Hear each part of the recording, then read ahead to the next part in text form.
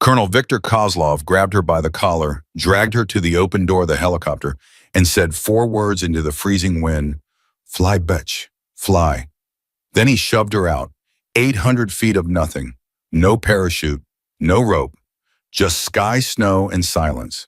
But here is what Kozlov did not know, and what you are about to find out. Elena Carter did not scream. Not once. Before we go any further, if this is your first time here, hit that subscribe button and drop your city in the comments right now. I want to see how far this story travels. Now let's go back to where it all began. The briefing room at Fort Carson smelled like burnt coffee and old paper, the kind of smell that soaks into walls after decades of men making decisions about other men's lives. It was just after 0500 when Lieutenant Elena Carter walked through that door, and she walked in alone. Not because she arrived late, because no one had held it open for her. She was 29 years old, 5'7", 142 pounds of lean muscle and deliberate calm. She had the highest long-range accuracy score in her class at the Army Sniper School at Fort Benning, a record that still stood on the board the day she left. She had qualified on every platform the Army put in front of her. She had survived SARE training, survival, evasion resistance, and escape without breaking. She had done everything right by every standard they had written down. And when she walked into that briefing room and the 12 men already seated looked up from their coffee cups and their maps, not a single one of them moved to make space. She found a seat on the far left end of the long table, set her folder down, and opened it without ceremony.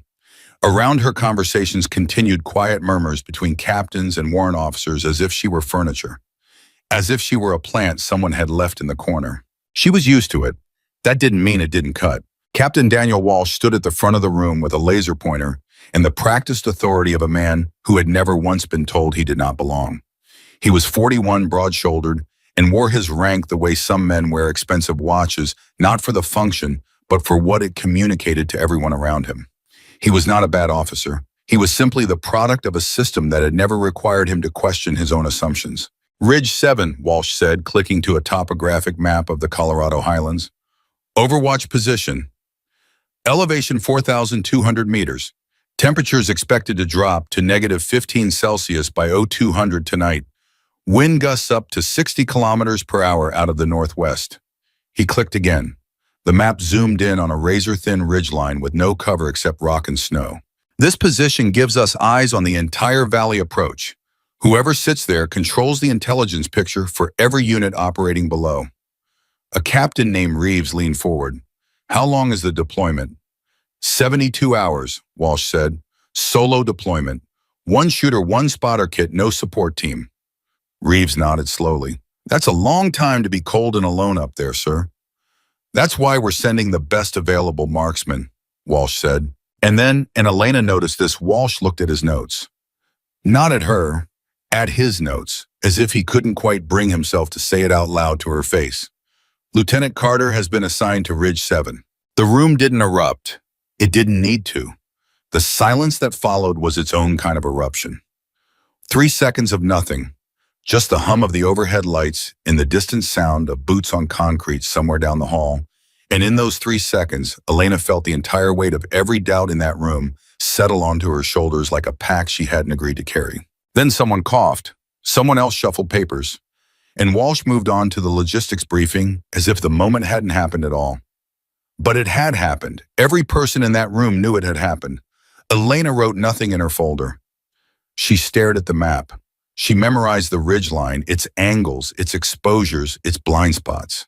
She calculated wind patterns and solar angles in her head, while the men around her discussed equipment lists and resupply chains. She had learned a long time ago that the best answer to doubt was preparation, and she was already preparing. After the briefing broke, as people filed out and conversations splintered into smaller clusters by the coffee station and the door, Walsh approached her. He had the look of a man who had rehearsed what he was about to say, not to be kind, but to be defensible. "Carter," he said. "Sir, I want to be straight with you." "I'd appreciate that, sir." Walsh crossed his arms, not aggressive, more like he was holding himself together. "This position has historically been held by senior NCOs with at least 2 full combat deployments. You have 0. I'm aware of my record, sir." "I'm not questioning your scores," he said. And she noticed he said scores, not ability. Not judgment, not instincts, just scores as if she were a number on a spreadsheet rather than a soldier standing in front of him. I'm questioning your readiness for sustained solo combat operations in extreme environmental conditions. Elena looked at him directly. She did not look away. She did not soften her jaw or lower her eyes. She had learned that too. Captain Walsh, she said, with respect, what would you need to see from me to change that assessment? He opened his mouth, closed it, opened it again. I'll be monitoring your transmissions closely, he said finally. It wasn't an answer. They both knew it wasn't an answer. Yes, sir, she said. He walked away. Elena turned back toward the map that was still up on the wall. She looked at Ridge 7, that thin, frozen line in the middle of nothing. She thought, I know what you are. I know what you're going to cost me, and I'm going to hold you anyway.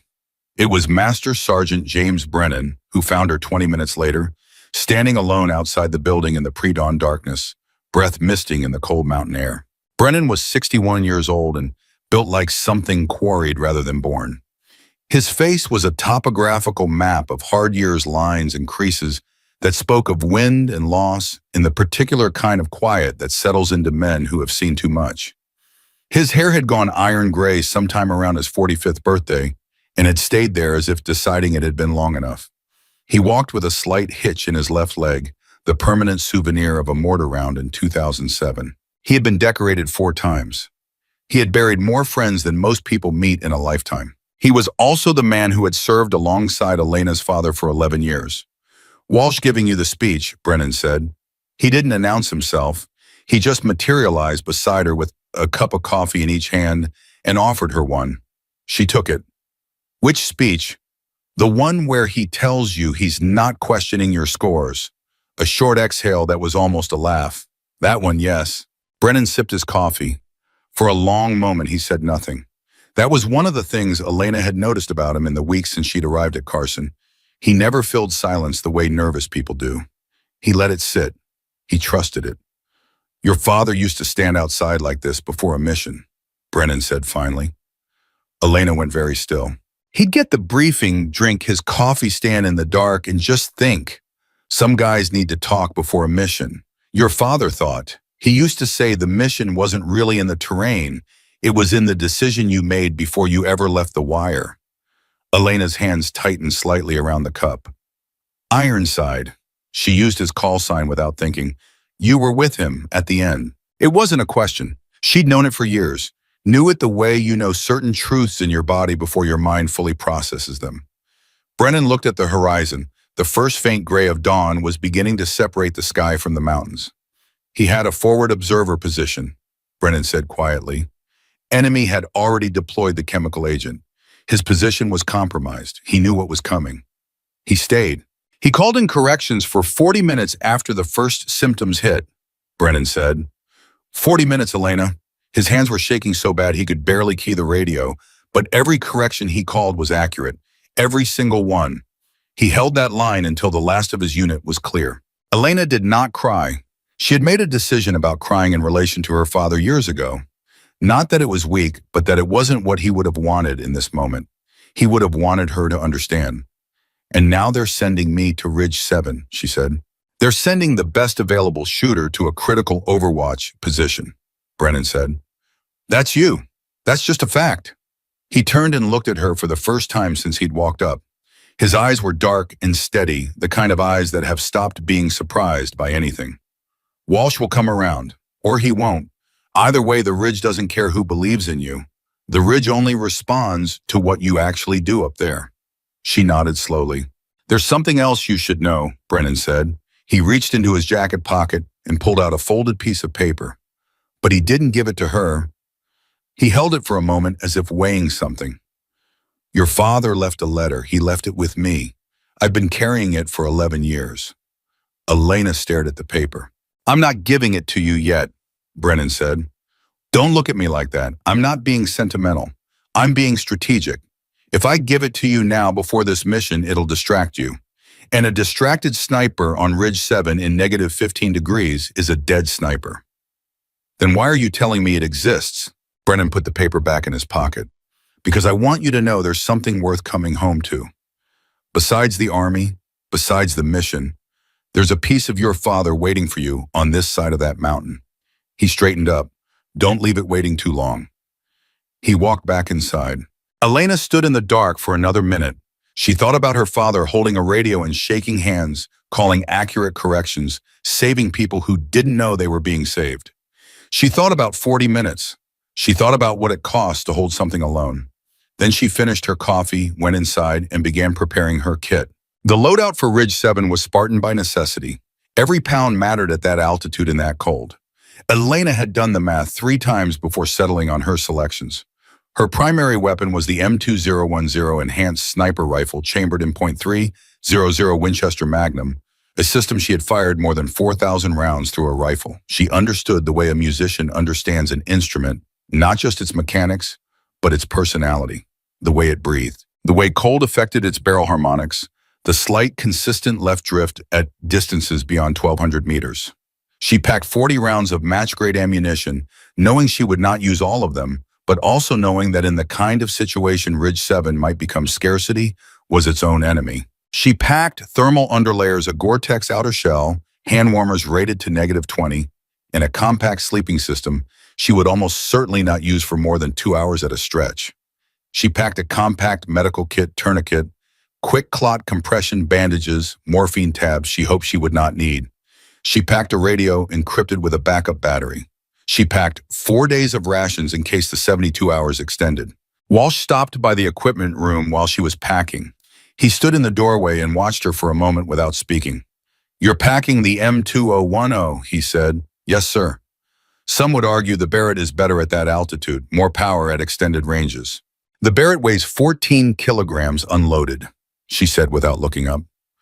"On a solo movement in those conditions, that's not a rifle, that's an anchor. The M2010 gives me 90% of the range performance at 60% of the carry weight. The math favors mobility." A pause. Walsh said, and left. Sergeant First Class Torres, who was helping log her outgoing gear, glanced at the doorway Walsh had just vacated and then back at Elena. He was a small, compact man from San Antonio with a reputation for being meticulous and quiet. He had said exactly 12 words to her in the 3 weeks since she'd arrived at Carson. "That was a good answer," Torres said now. Elena looked up. Torres was not looking at her. He was logging the ammunition count with the focused attention of a man pretending he hadn't just said anything. "Thank you, Sergeant," she said. "I didn't say anything," Torres said. She almost smiled, almost. Brennan came by one final time as she was shouldering her pack. The building had gone quiet. It was just past 0300, and the departure was in 40 minutes. "Rules of engagement are standard," Brennan said. "Confirmed hostile combatants only. You call for confirmation before engaging anything you're not certain about." "Understood." "Communication windows are every 4 hours. Miss 2 consecutive windows, and we send a QRF, a quick reaction force. Miss 3, and we assume the worst." "I won't miss windows." "I know." He paused. "Elena." She looked at him. "Your father used to say that a sniper's greatest weapon isn't the rifle, isn't the glass, isn't the ammunition." "I know," she said. "He used to say patience." Brennan shook his head slowly. "He used to say conviction. There's a difference. Patience is just waiting. Conviction is knowing why you're still there after the waiting gets hard." He met her eyes. "When it gets hard up there, and it will get hard, don't forget why you're still there." She nodded once. "Go hold that ridge," Brennan said. She went. The helicopter insertion was fast and cold and loud in the way military helicopters always are, all vibration and noise, and the sense of the world dropping away beneath you with a speed that your body never quite accepts as natural. Elena sat in the rear of the Black Hawk with her pack between her knees and her rifle case across her lap, and she stared out of the open door at the darkness below and thought about nothing. That was a technique she had developed, not meditation exactly, but a kind of deliberate mental silence before action, clearing the buffer, making room. The crew chief tapped her shoulder. 3 minutes. She checked her pack straps, checked her rifle case, breathed. 2 minutes. She thought briefly about Walsh and his look of careful, calibrated skepticism. She thought about the 12 men in that briefing room and the 3 seconds of silence. She thought about what all of them were expecting from her, which was fundamentally to fail neatly and quietly so they could all nod and say they had seen it coming. She thought not today. 1 minute, the Black Hawk flared. The crew chief pointed. Elena was out the door and moving before the skids fully touched the ridgeline, and the helicopter was gone in 8 seconds, its sound swallowed by wind and altitude, and she was alone, completely alone. The cold hit her like a wall. -12 Celsius at this hour, she estimated the official temperature wouldn't reach -15 until closer to 0200. The wind was coming from the northwest at roughly 40 kilometers per hour, with gusts that pushed higher. The stars above were extraordinary, the kind of sky you only see above 5,000 feet. But she was not looking at the stars. She was already moving, establishing her position, identifying her primary hide. Her alternate hide, her escape route, her fields of fire. Ridge 7 was a long, narrow crest of exposed granite with a slight bowl at its highest point, natural cover on 3 sides if you position correctly with a clear line of sight down into the valley approach for nearly 3 kilometers in every direction. It was objectively a sniper's dream. It was also objectively a place where you could die of exposure enemy action or simple bad luck with equal probability. She got into position in 11 minutes. That was fast. She knew it was fast because she had rehearsed the movement 3 times in her head during the helicopter ride. She set up her rifle, settled behind the glass, and began to observe. The valley below was dark and still. Nothing moved. Nothing made sound. The wind pushed constantly over the rocks above her hide and made a low, mournful note that she would learn over the next 24 hours to hear as background rather than signal. At 0412, she made her first transmission. Ridgeline actual, this is Ghost 1. Position established. Sector clear, beginning observation cycle. The radio crackled. Brennan's voice came back steady and immediate as if he had been sitting by the radio with his hand already on the key. He probably had. Ghost 1 Ridgeline actual copies. Good hunting. Elena adjusted her cheek on the stock and brought the valley into focus. 3 kilometers of darkness and silence and possibility. She began to wait. But here is what the men back at command did not understand about Elena Carter and what the Russian forces now slowly moving through that valley most certainly did not understand. She was not waiting passively the way a guard waits, bored and distracted, hoping nothing happens. She was hunting. She had her sector divided into a mental grid, 12 zones each with its own priority level, each assessed every 60 seconds in a rotating cycle. She was tracking micro movements, a shadow that didn't move with the wind, an animal pattern interrupted a sound frequency shift in the valley floor that suggested weight on compacted snow. She had noted the positions of 3 large boulders on the valley's eastern approach that would provide natural cover to anyone moving north, and she had already calculated holdovers and distance corrections for each of those positions. She had been on the ridge for 47 minutes when she saw the first one. A figure, moving too carefully to be an animal, too deliberately spaced from the tree line to be anything but trained, moving in a pattern advanced pause scan that she recognized immediately as a point man's movement technique. Not American technique, different, tighter intervals, more aggressive lean into cover. She steadied her breathing, watched. A second figure materialized from the darkness 30 meters behind the first, then a third.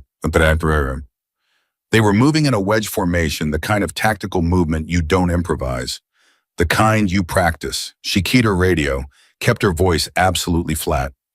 Ridgeline actual Ghost 1. I have 3 confirmed movers on eastern approach grid Echo 7, moving north. Formation suggests trained military. Over.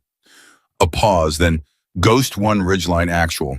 Can you confirm nationality? She zoomed the scope. The lead figure paused in a brief clearing, 3 seconds enough time for her to read his kit, his weapon, his posture. Ridgeline actual Ghost 1. Confirm. That is not American kit. Repeat, non-American military in the wire. Eastern approach. Moving fast. Longer pause. She could hear the controlled urgency in the silence. Then Walsh's voice came on. Ghost 1, this is Ridgeline 6 actual. 6 was his command call sign. Hold your fire. I want positive identification before any engagement. Is that understood? Ridgeline 6 Ghost 1 copies. But sir, they are inside the outer perimeter.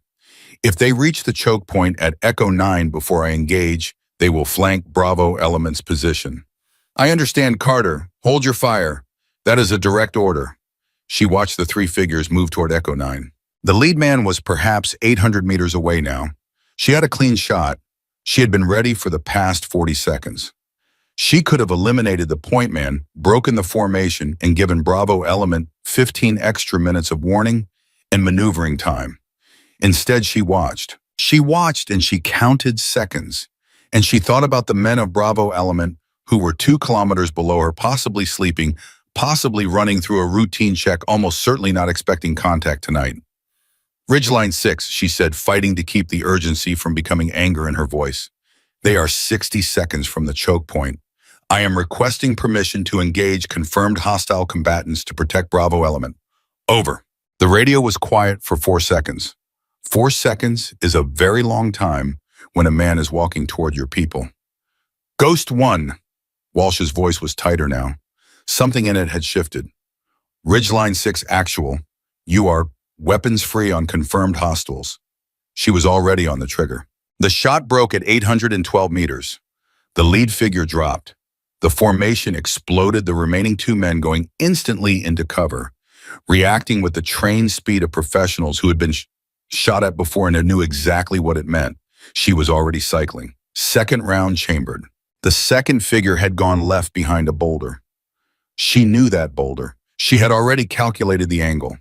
She waited 3 seconds, knowing that a man who goes behind cover almost always leans out to the right within 5 seconds to assess. It's a trained habit. It's also a fatal one if someone on the high ground is patient enough. He leaned out at 4 seconds. The second shot broke at 890 meters. The third man broke cover and ran not north toward Bravo Element, not the mission objective, just ran back the way he had come. Survival instinct overriding training. She tracked him for 2 seconds, thought about the shot, let him run. The valley went silent. She keyed her radio. Ridgeline actual Ghost 1. 2 targets down eastern approach. Third target in retreat. Bravo Element is clear for now, but Ridgeline 6, wherever these 3 came from, there are more. A beat of silence. Then Brennan's voice steady as always. Ghost 1 copy. Good work. Maintain position and continue observation. She settled back behind the glass. Below her, somewhere in the darkness, something larger was moving. She could feel it, the way you sometimes feel weather changing before you see evidence of it, a pressure shift, a change in the quality of silence. She thought, this is not a probe. This is the opening move. The temperature had dropped to -14 by the time the full picture began to emerge. And what Elena saw in the next 40 minutes would not just confirm her worst assessment, it would exceed it. Because the 3 men she had engaged were not insurgents. They were not militia. They were the advanced element of a force that would, within the next 24 hours, reveal itself to be something that no one in that briefing room at Fort Carson had planned for. Something that would change the entire nature of what Ridge 7 was and what Elena Carter had been sent there to do. But that revelation was still coming. Right now, in the cold and dark of the highest point on the ridge, she was alone with her rifle and her conviction holding a line that no one else could hold. Brennan had said conviction is knowing why you're still there after the waiting gets hard. She understood now what he had meant. The waiting was over. What came next was war. Hour 3 on Ridge 7, the temperature had dropped to -15 exactly as forecast, and the wind had picked up to the point where it was no longer background noise, but a physical presence, something that pushed against you and demanded acknowledgement. Elena had not moved from her primary hide in 90 minutes. She had not eaten. She had barely blinked. Below her, the valley was no longer empty. She had counted 11 separate movement signatures in the past 40 minutes. Shadows that appeared in dissolved figures that moved in the specific, deliberate way of people who believed they were invisible. They were not insurgents feeling their way through unfamiliar terrain. They moved with the coordinated precision of men who had rehearsed this approach. Men who had studied this valley. Men who knew exactly where they were going. She keyed her radio. Ridgeline actual Ghost 1. I need to update my contact report. I now have 11 confirmed movers distributed across 4 grid sectors. This is not a probe.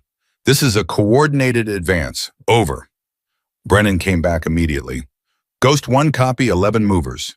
Can you confirm direction of main effort?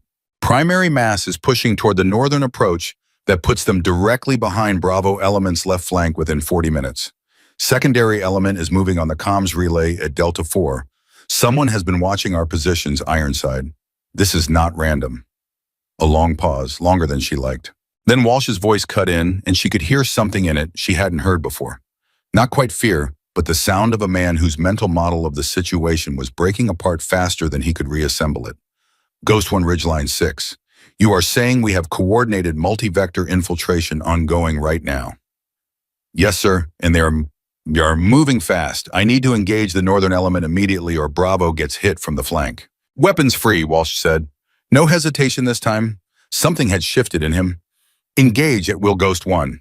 She was already on the trigger. The shot that broke at hour 3 and 4 minutes was the one that changed everything about the next 68 hours because when the lead man of the northern element went down at 920 meters, the formation did not scatter. It did not retreat. It adapted in real time. The remaining men immediately split into 2 sub-elements and continued advancing on diverging vectors, using the fallen man's body as a reference point to identify her approximate position and adjust their approach angle. These were not militia fighters. Militia fighters run when the lead man goes down. These men did not run. They responded with tactical discipline that took her breath away in the worst possible sense. She was already moving to her alternate hide before the echo of the shot finished bouncing off the rock walls below. She had pre-staged her alternate position when she first arrived at Natural Depression, 12 meters to her left, that offered slightly less sightline but complete concealment from the valley floor. She was in it in under 20 seconds. Below the formation was still moving. She fired again. A second man down, then a third. The formation split again, smaller and faster individual soldiers now using every piece of available ground, every shadow, every fold in the terrain. Ridgeline actual Ghost 1. Northern element is trained military. They are adapting to my fire in real time. I say again, these are not militia. This is professional infantry. The radio crackled. Then Brennan said something she would remember for a long time. Ghost 1, I hear you. Keep shooting. So she kept shooting. By hour 4, she had engaged 14 separate targets across 3 sectors. Not all of them were kills at extreme range and wind. You take what the physics give you. But kills were not always the point. A wounded man in a formation is sometimes more disruptive than a dead one, because a dead man stays where he falls, and a wounded man makes noise, requires attention, slows everything around him. She understood this. She used it. By hour 5, the valley below had gone quiet again. Not the quiet of absence, the quiet of recalibration. The quiet of men who had taken casualties and were reassessing. She had heard this quality of silence before in training scenarios and, in her own imagination, when she had run through hypothetical engagements in her head late at night. It was the sound of an enemy deciding what kind of problem you were. She used the silence to eat a compressed protein bar she barely tasted and to check her ammunition count. 22 rounds remaining. She had used 18. That was a significant expenditure in 4 hours, and she was aware of it the way a pilot is aware of fuel. She keyed her to radio during the communication window. Ridgeline actual Ghost 1. Ammunition status 22 rounds primary. All sectors currently quiet. Enemy is regrouping. Request guidance on resupply timeline. Torres' voice came back. He was on the radio now, which meant Brennan had stepped away, which meant something was happening at command. Ghost 1 resupply is not available before hour 24. Weather window closed at 0600. You are on your own until tomorrow evening at earliest. 22 rounds, 72 hours. She did the math and decided not to think about the math. Copy, she said. Ghost 1 out. She settled back behind her glass and waited for the valley to show her what it was planning next. It showed her at hour 6 and 12 minutes, and what it showed her recalibrated everything she thought she understood about this mission. A vehicle, moving without lights on the western approach road, a route that was supposed to be impassable in winter conditions, a route that American Command had assessed as non-viable for vehicular movement and therefore not actively monitored.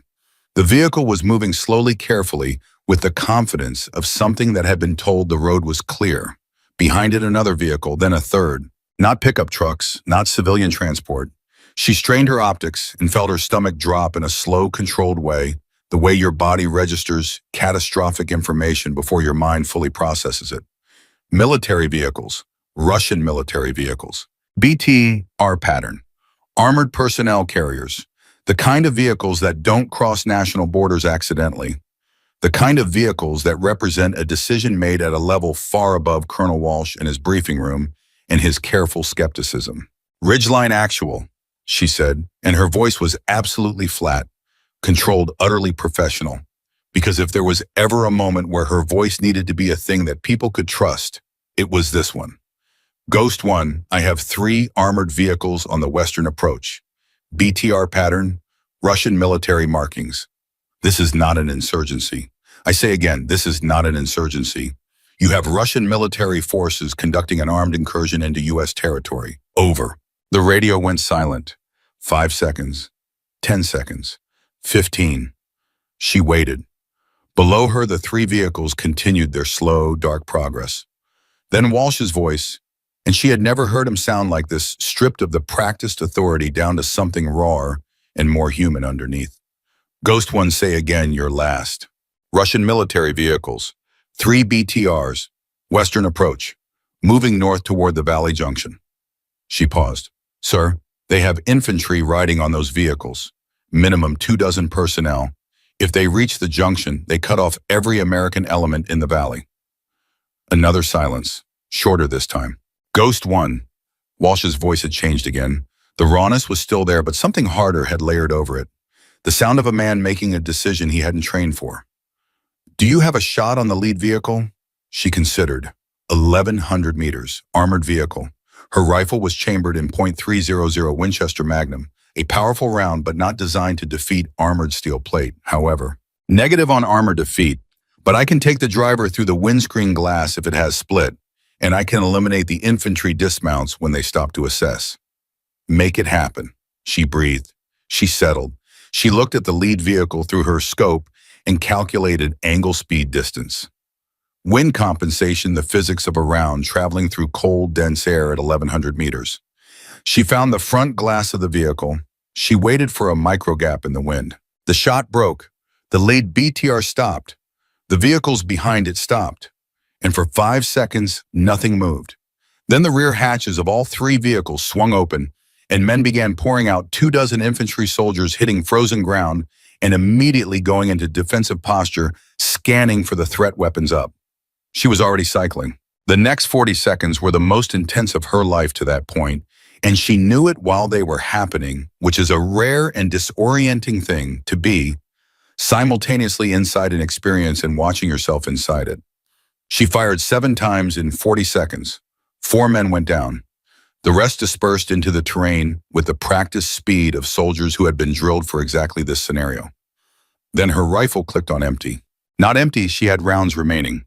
But in the violence of the engagement, she had lost her exact count, and the click of a bolt on an empty chamber in the middle of a firefight is a sound that does something to your nervous system that no amount of training fully prepares you for.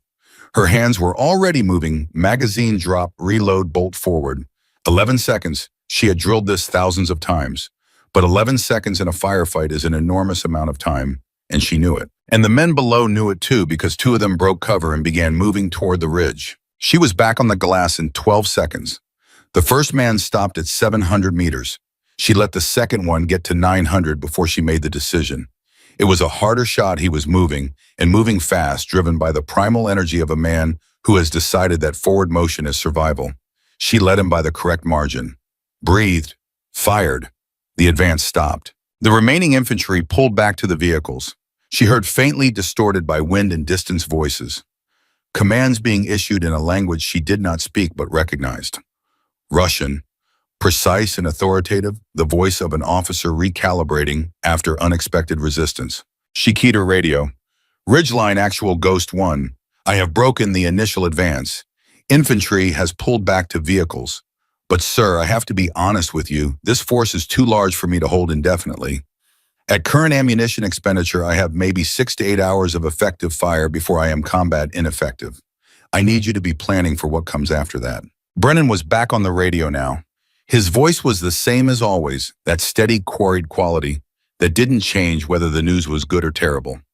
Ghost 1 copy. We hear you. Command is working the problem. You focus on your sector.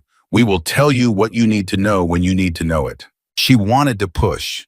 She wanted to ask what working the problem meant when you had Russian armored vehicles on American soil and a single sniper as your entire forward defense. But she understood that Brennan was not keeping information from her out of carelessness. He was keeping her focused because a sniper who was thinking about the strategic picture is not watching her sector. She watched her sector. Hour 8 brought the first direct attempt to locate her position. A mortar team set up at the tree line on the valley's western edge and began walking rounds up the ridge line, not accurate, not yet, but getting closer with each adjustment.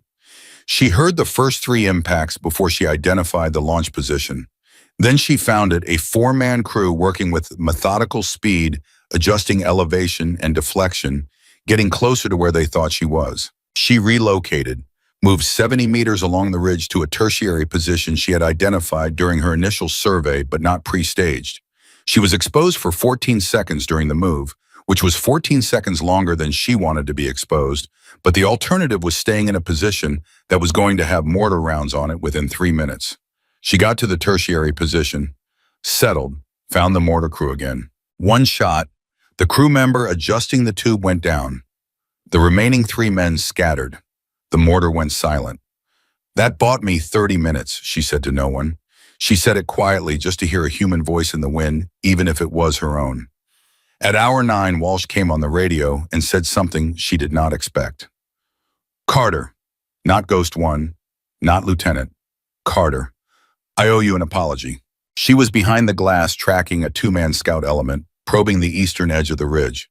"Sir, with respect, the apology can wait."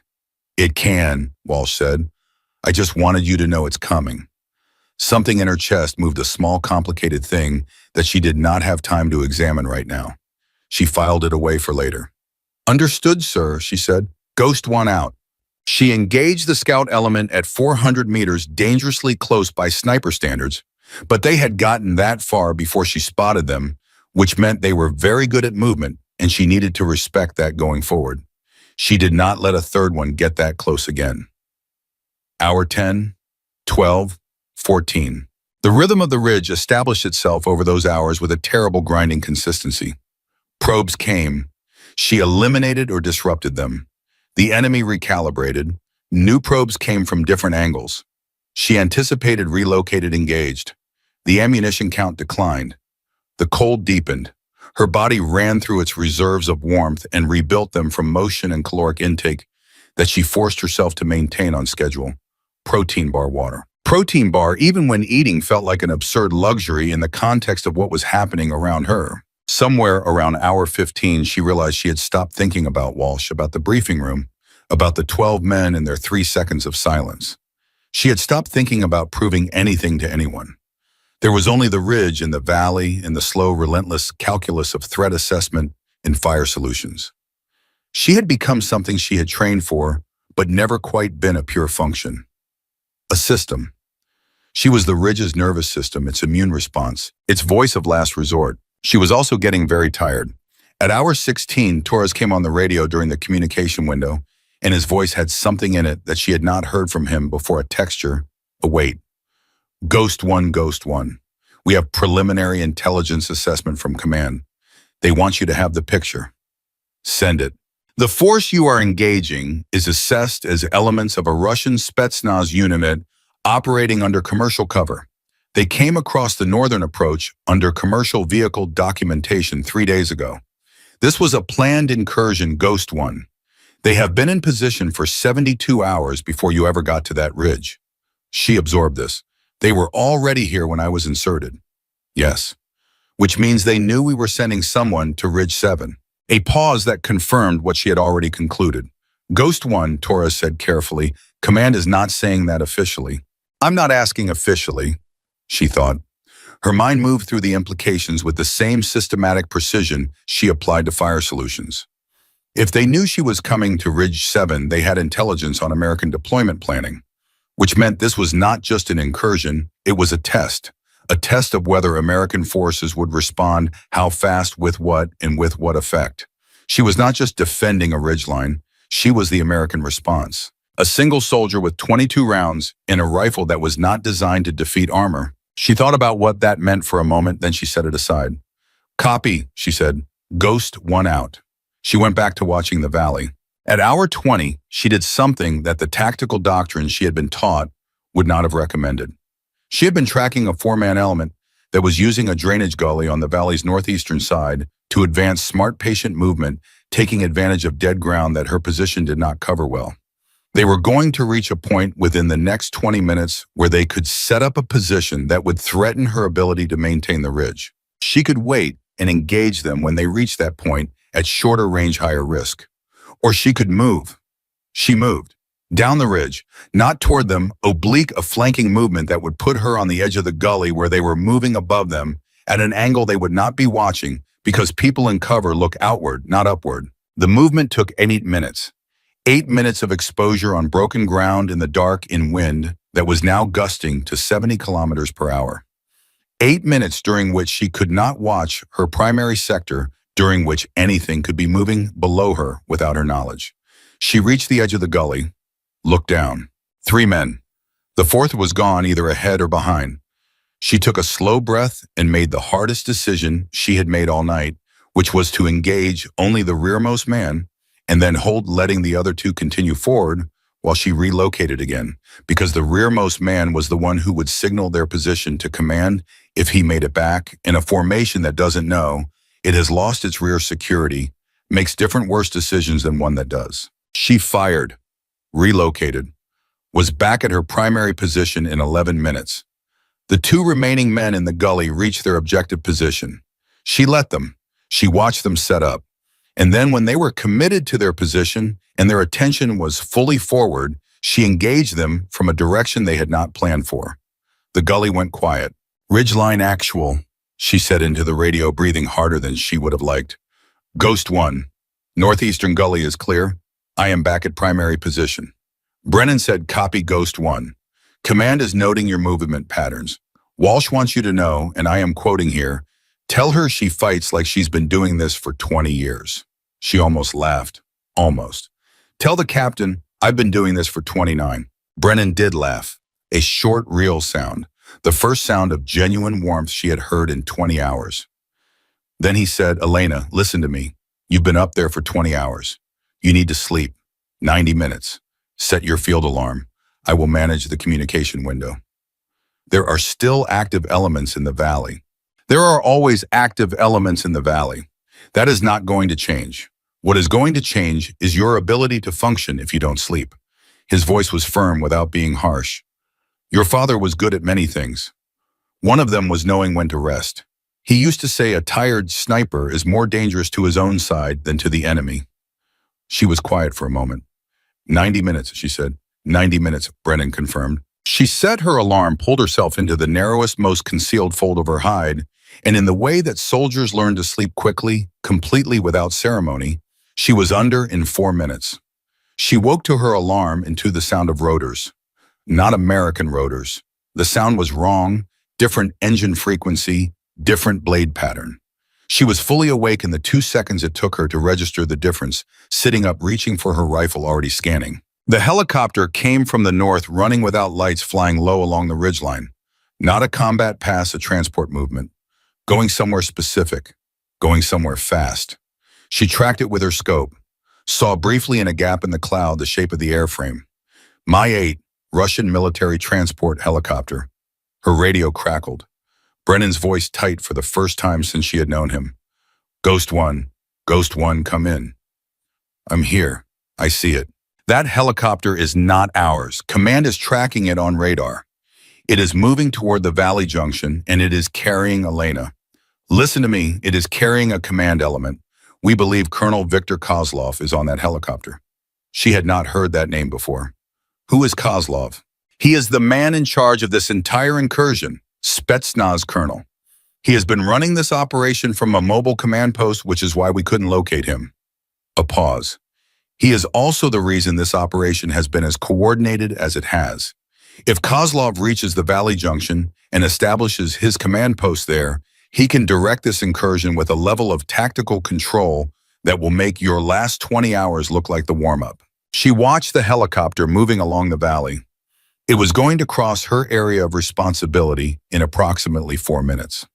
"Ironside," she said, What is the authorization level for engagement of that helicopter? Silence.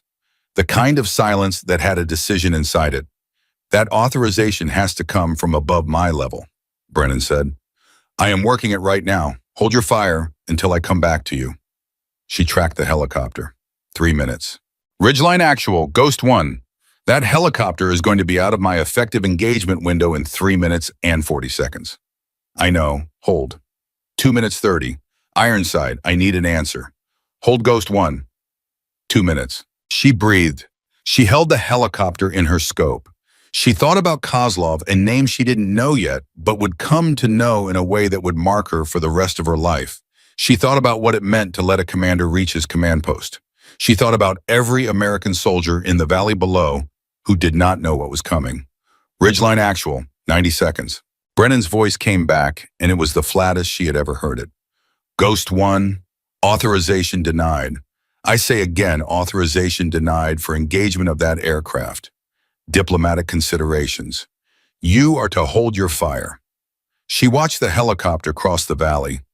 She watched it descend toward the junction. She watched it land. She lowered her rifle. Copy, she said. Below her, Colonel Victor Kozlov stepped off that helicopter and walked into the valley. And the war that Elena Carter had been fighting for 20 hours, the war of position and patience and precision, began to change into something else entirely. Something darker and more personal. Something that would, in the next 50 hours, lead directly to an open helicopter door and 4 words spoken over a howling wind. She didn't know that yet, but she kept watching. Because the ridge held. And so did she. Hour 22. Kozlov had been on the ground for less than 2 hours, and Elena could already feel the difference. It wasn't anything she could point to with precision. Not a single event. Not a specific transmission. She intercepted in not one movement she observed that was categorically different from what had come before. It was the aggregate of small things. The probes that came at her now were better spaced using overlapping angles that forced her to prioritize rather than simply engage sequentially. The mortar crew that had reestablished itself on the valley floor was operating with a better fire discipline, shorter adjustment cycles, more accurate initial rounds. The infantry elements moving along the valley approaches were no longer improvising around her fire. They were working a system. Someone with a coherent tactical mind was directing them, and that mind had quickly analyzed everything she had done in the previous 20 hours and was now building a response specifically designed for her. She thought, he knows I'm alone up here. She keyed her radio. Ridgeline Actual Ghost 1. Enemy tactical pattern has changed in the last 90 minutes.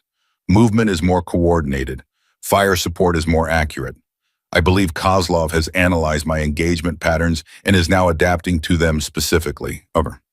Brennan came back. Ghost 1 concur with your assessment. Command is tracking the same pattern change on the intelligence side. What do you need? What she needed was another shooter. What she needed was a resupply. What she needed was for the weather window to open so a helicopter could bring her both of those things. But none of that was available, and both she and Brennan understood that the question was not really about what she needed, it was about what she could make work with what she had. I'm going to change my pattern, she said. He's adapted to what I've been doing, so I need to stop doing it. What does that mean tactically? It means I stop being predictable. I stop engaging from the same position twice. I stop following the same priority sequence. I become a variable that he cannot model. She paused. It also means I will be moving more, which means I will be exposed more. I need you to understand that my communication windows may become irregular. Understood. You have operational discretion on movement and communications timing. But Elena, he used her name again, which she had learned meant he was about to say something that mattered beyond the tactical. If you miss 3 consecutive windows, I am treating that as a casualty event and sending QRF regardless of weather. Copy. Don't send QRF unless you have to. I need those assets available for the main line. That's not your call to make, Brennan said quietly. You are not a casualty statistic to be optimized around. Is that understood? She almost pushed back. She didn't. Understood. Good. Now go make yourself unpredictable. She moved. Hour 24 brought a resupply she had not expected and had not asked for, because the weather window did not open for a helicopter, but it did open for a small military UAS, an unmanned aerial system that dropped a sealed package on a paracord line at the coordinates Torres had prearranged without telling her. The package hit the ridge 40 meters from her current position. She recovered it in 3 minutes.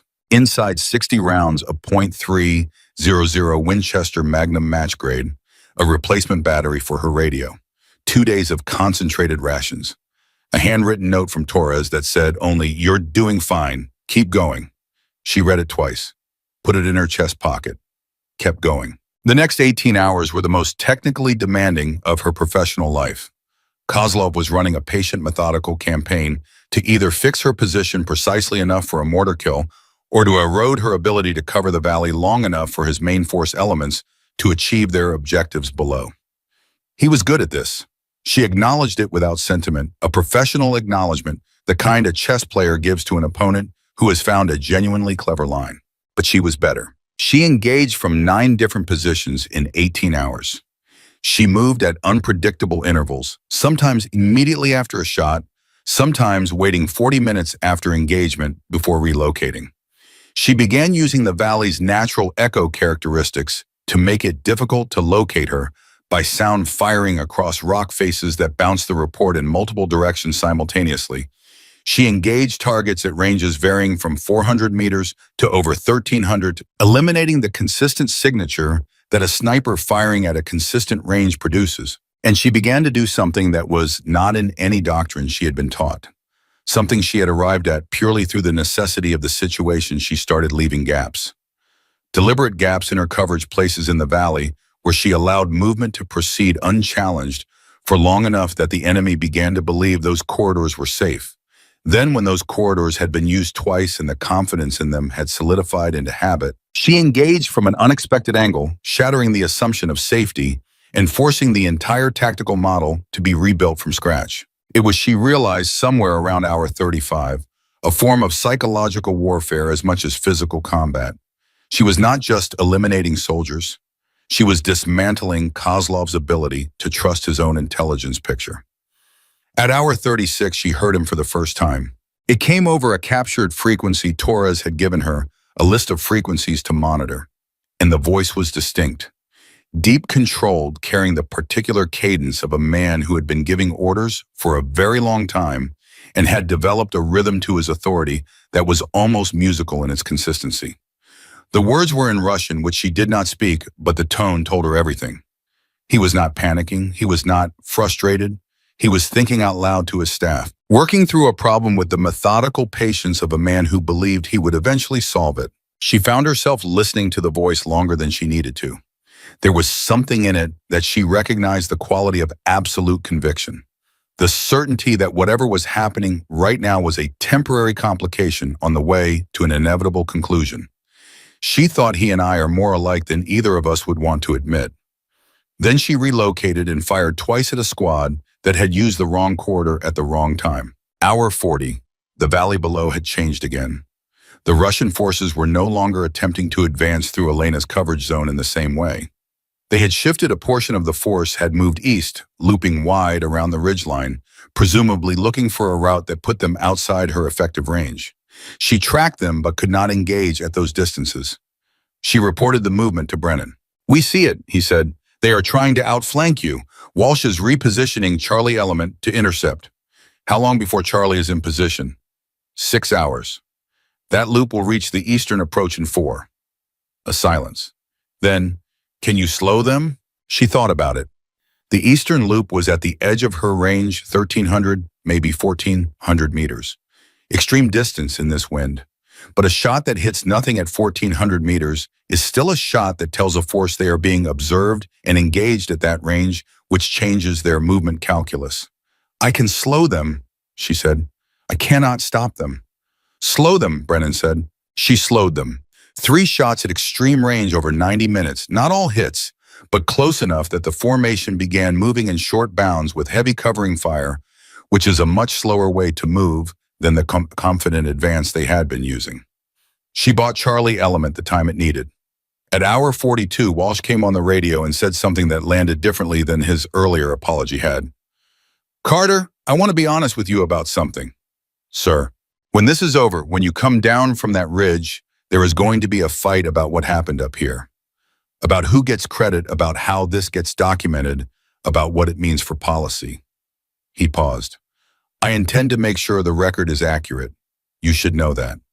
She thought about the 12 men in the briefing room. She thought about the 3 seconds of silence.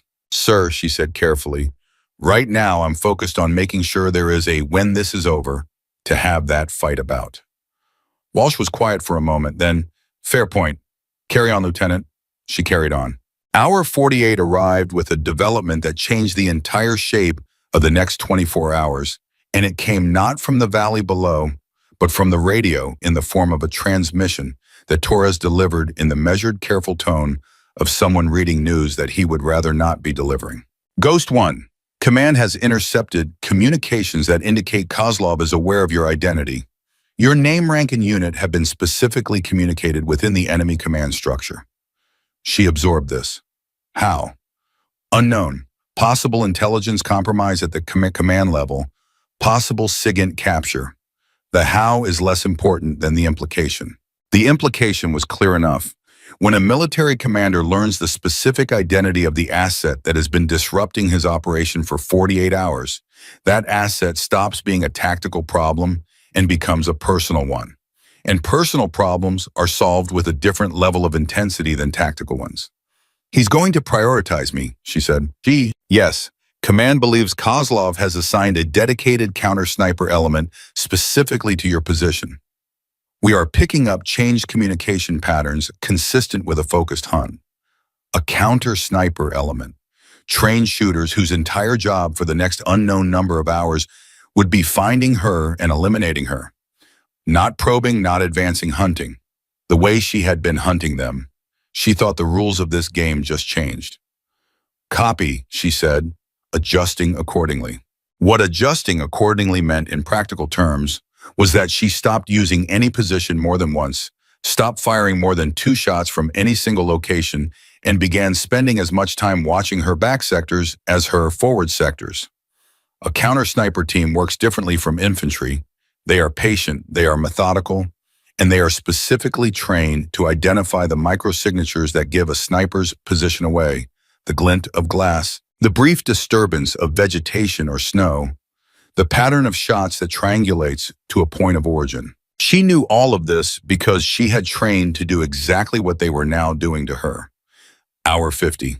She found the first one. He was on the western spur of the ridge below her position, working up through terrain that was almost impossible to move through quietly almost. She picked up his movement not visually, but by what it displaced a small cascade of snow from a rock face that had no wind-logical reason to fall. She looked there, waited. 4 minutes. Then she saw him, a shape that was slightly too regular in its stillness to be natural. The way a trained sniper in cover has a practiced stillness that paradoxically looks more artificial than the random stillness of rocks and trees. She did not engage immediately. She waited to find his partner. Counter-sniper teams always work in pairs. 3 minutes of watching the terrain around him before she located the second man 40 meters to the east, covering his partner's approach. 2 men, specific train threats, and they were between her and her best escape route if she needed to move south. She eliminated the spotter first, always the spotter first, because the shooter without eyes is a weapon without guidance. And then tracked the shift, because the shooter's reaction to his spotter going down tells you exactly where he is. He moved. She was already on him. The counter-sniper threat from the western spur ended in under 90 seconds. She was relocating before the echo of the second shot finished bouncing off the rocks. Ridgeline actual Ghost 1. Counter-sniper team on western spur is neutralized. 2. Relocating to position Golf 3. Brennan's response was immediate. Copy Ghost 1. Be advised we are tracking at least 2 additional counter-sniper elements on the ridgeline. Kozlov has committed significant resources to this. He's angry, she said. He is, Brennan confirmed. And angry commanders make operational mistakes. Keep making him angry. She kept making him angry. Hour 54. She found the second counter-sniper team in a position on the northern approach that showed genuine professional skill. They had used the dead ground of the ridge's north face to approach without exposure, and their hide position was in a crack in the rock formation that her initial survey had assessed as too narrow for a shooter. They had proved her wrong on that, which meant they had done their own reconnaissance of her position's blind spots. Kozlov had sent people up here before the current engagement to study the terrain. That level of preparation was sobering. She neutralized them from a position she had specifically held, in reserve a spot she had not fired from once in the previous 54 hours, a spot she had identified on arrival, and then deliberately left unused precisely for a moment when she needed to engage from somewhere that no one had any reason to expect her. Her father had called it a ghost position, a place you keep empty so that when you need it, it's still invisible. She used it now. 2 shots, done. And then she made a mistake. Not a fatal mistake, not yet, but a mistake that was the product of 54 hours of cold, incomplete sleep, sustained physical exertion, and the accumulated cognitive load of a 3-day combat operation conducted by a single person in extreme conditions. She was relocating from the ghost position, moving fast because the mortar crew in the valley had picked up a rough azimuth from her shots and was already adjusting. And she took the most direct line back to her primary position rather than the longer, more concealed route. 12 seconds of exposure. 12 seconds during which she was moving across open ground on the ridgeline. 12 seconds was enough. She made it to cover. But the third counter-sniper team, the one she hadn't found yet, had been watching the ridgeline, and they had seen her. She didn't know it yet. She would know it within the hour when the pattern of their movement changed in a way that told her they had a fix. Hour 58. 2 things happened simultaneously that forced a decision she would have preferred to avoid. Walsh came on the radio with urgency she had not heard from him before, not even in the early hours when the Russian vehicles had appeared on the western approach. Ghost 1 Ridgeline 6. We have a Black Hawk down. Repeat, we have a Black Hawk down. Grid November 4. Crew of 4. The aircraft was shot down by enemy rotary wings, same Mi-8 that came in at hour 22. Kozlov has moved his helicopter into an offensive role. We need eyes on that aircraft's position, and we need them now. She was already processing the grid. November 4 was in the valley 400 meters below the ridge on the northeastern face, not her primary sector. Exposed approach. Sir, I am tracking a counter-sniper element that may have eyes on my current position. Moving to November 4 puts me in the open for the duration. I know what it puts you in, Walsh said. The crew is alive. We have comms with the pilot. They are taking fire from infantry that moved up while we were managing the eastern approach. If someone doesn't break that contact, we lose 4 people. She thought about it for exactly 2 seconds, which was 1 second longer than she needed. Moving, she said. She came off the ridge running, not the controlled patient movement of a sniper working a plan running, because the crew of that helicopter did not have time for patient. She had the ridge's northern face committed to memory from her initial survey, and she used that memory now moving through terrain she could not fully see in the dark with the confidence of someone who had made the map of it in her head when she had the chance. The valley floor appeared below the edge of the ridge, and she saw the helicopter immediately, a Black Hawk on its side, main rotor destroyed, tail boom bent at an angle that spoke of a hard auto-rotation. 4 figures clustered on the far side of the airframe, using it as cover against a sustained rate of fire coming from the northeast. She assessed. The infantry engaging the crew was 800 meters from her position, 1,200 from the helicopter. They had a covered approach to the crash site if they continued their current advance 15 minutes, maybe 20. She found a position on the ridge edge. Prone. Glass on the engagement. Found the first muzzle flash. Fired. The rate of incoming fire on the helicopter dropped. She found the second position. Fired. The third. Fired. From the helicopter, she heard faintly, incredibly, a voice on the radio frequency she had been monitoring. The pilot. Whoever is on that ridge, I don't know who you are, but please do not stop. She did not stop. For 11 minutes, she engaged the infantry element before you from the ridge edge, holding them in place, while the helicopter crew used the suppression to redistribute themselves and establish a better defensive position.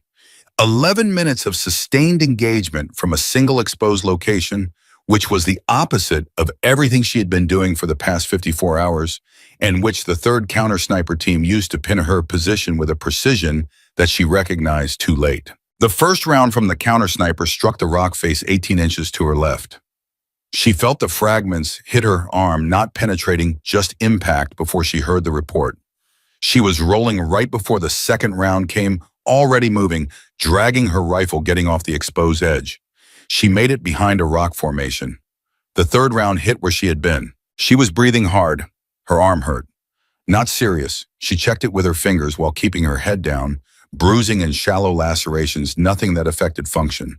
But the counter-sniper team had her position and she was pinned, which meant she could not continue to suppress the infantry below, which meant the helicopter crew's situation was deteriorating with every second she spent in this rock behind this rock. She made another decision that doctrine would not have recommended.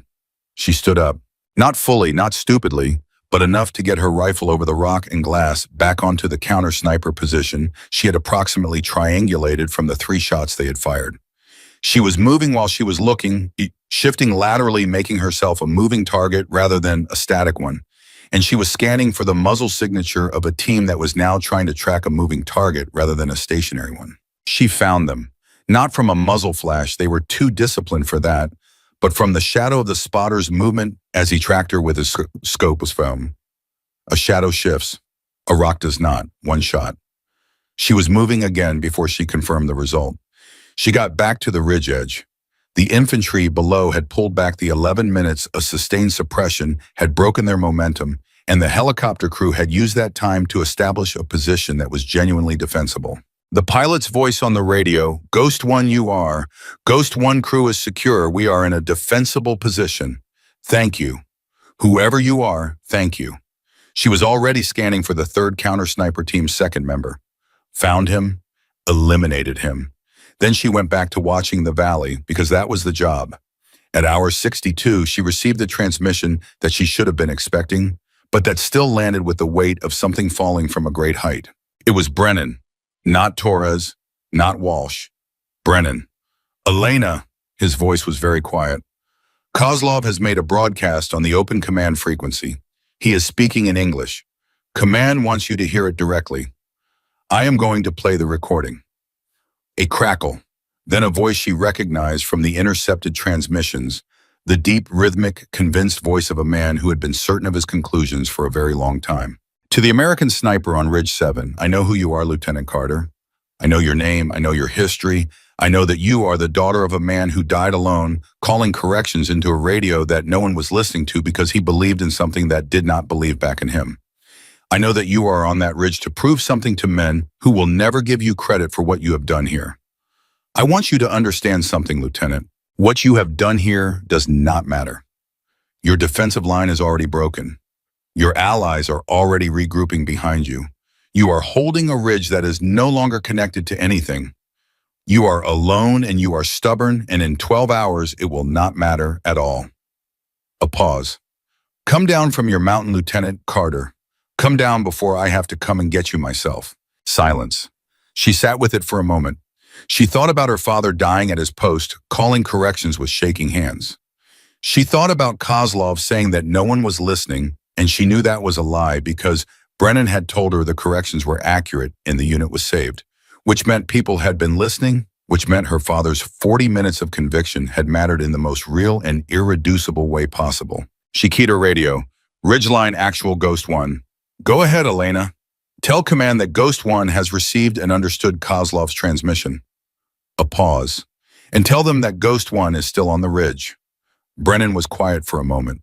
When he spoke, his voice had something in it that she would remember for the rest of her life, something between grief and pride.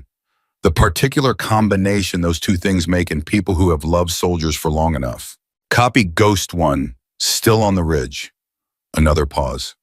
"Your father would be proud of you right now. I want you to know that." She didn't answer. She didn't trust her voice. She went back to watching the valley. Hour 66, the extraction order came. She had not requested extraction. She had not flagged her status as compromised. The order came from Walsh directly in a tone that did not leave room for discussion. "Ghost 1 Ridgeline 6, we are sending a Black Hawk for your extraction. Weather window opens in 40 minutes. Designated LZ is at November 6. You will move to November 6 and be ready for pickup. This is a direct order, Lieutenant. Acknowledge." She thought about it. The ridge was still tactically relevant. Kozlov's force had not achieved its objectives, and she was still disrupting their operations. But she was also on her 5th day without meaningful sleep. Her ammunition was reduced to 14 rounds, and the counter-sniper pressure from the valley had not relented. And Walsh was right about one thing she had not said aloud to anyone. She was tired in a way that was starting to affect her judgment. The mistake that had exposed her to the third counter-sniper team, taking the direct route, was the kind of mistake that arrested Elena Carter would not have made. She was aware of this. She had been managing it. But she knew the margins were shrinking. "Copy Ridgeline 6, she said, moving to November 6. She broke down her position in 4 minutes, packed her kit, looked back once at the primary hide she had occupied for parts of the past 66 hours, the fold in the rock that had sheltered her, the snow compressed and marked by 72 hours of human occupation. Then she turned and moved toward the LZ. She was 400 meters from November 6 when she heard the rotor sound. American rotor signature. She identified it before she saw the navigation lights, a Black Hawk coming in fast and low. From the south, running lights on committed to the approach. And then from the northeast, a sound she recognized from hour 22. Different frequency, different blade pattern. The Mi-8. She broke into a run. "Ridgeline actual to Ghost 1. I have enemy rotary wing on approach to the LZ Black Hawk is going to be in the pattern before the MO-8 can be warned." She was still transmitting when the valley lit up. The Mi-8 had been waiting. It had been positioned in the dead ground of the northern ridge, invisible to radar, hidden below the valley floor's terrain mask, waiting for exactly this, the moment when an American helicopter committed to an approach path and could not maneuver away quickly enough. The Black Hawk's crew never had a chance to break off. She watched it go down.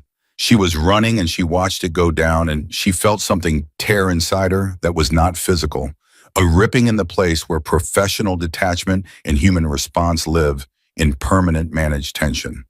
The helicopter hit the valley floor 400 meters from the LZ, a controlled crash that the crew clearly fought to the last second because it came down on its skids rather than its side. She was changing direction before it hit the ground, not toward the LZ, toward the crash, because she was not going to watch a second crew die in this valley.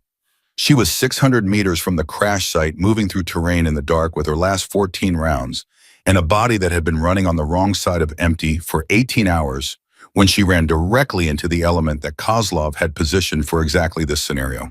They were not counter-sniper. They were infantry. 8 men in a deliberate blocking position between the crash site and the ridgeline.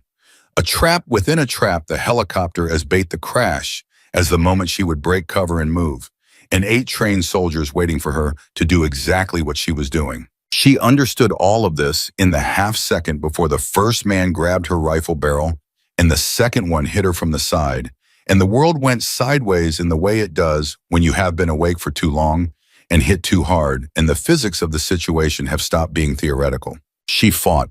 She fought with everything she had, which was considerable. Trained combatives, desperation, and the specific intensity of someone who understands in their bones what capture means.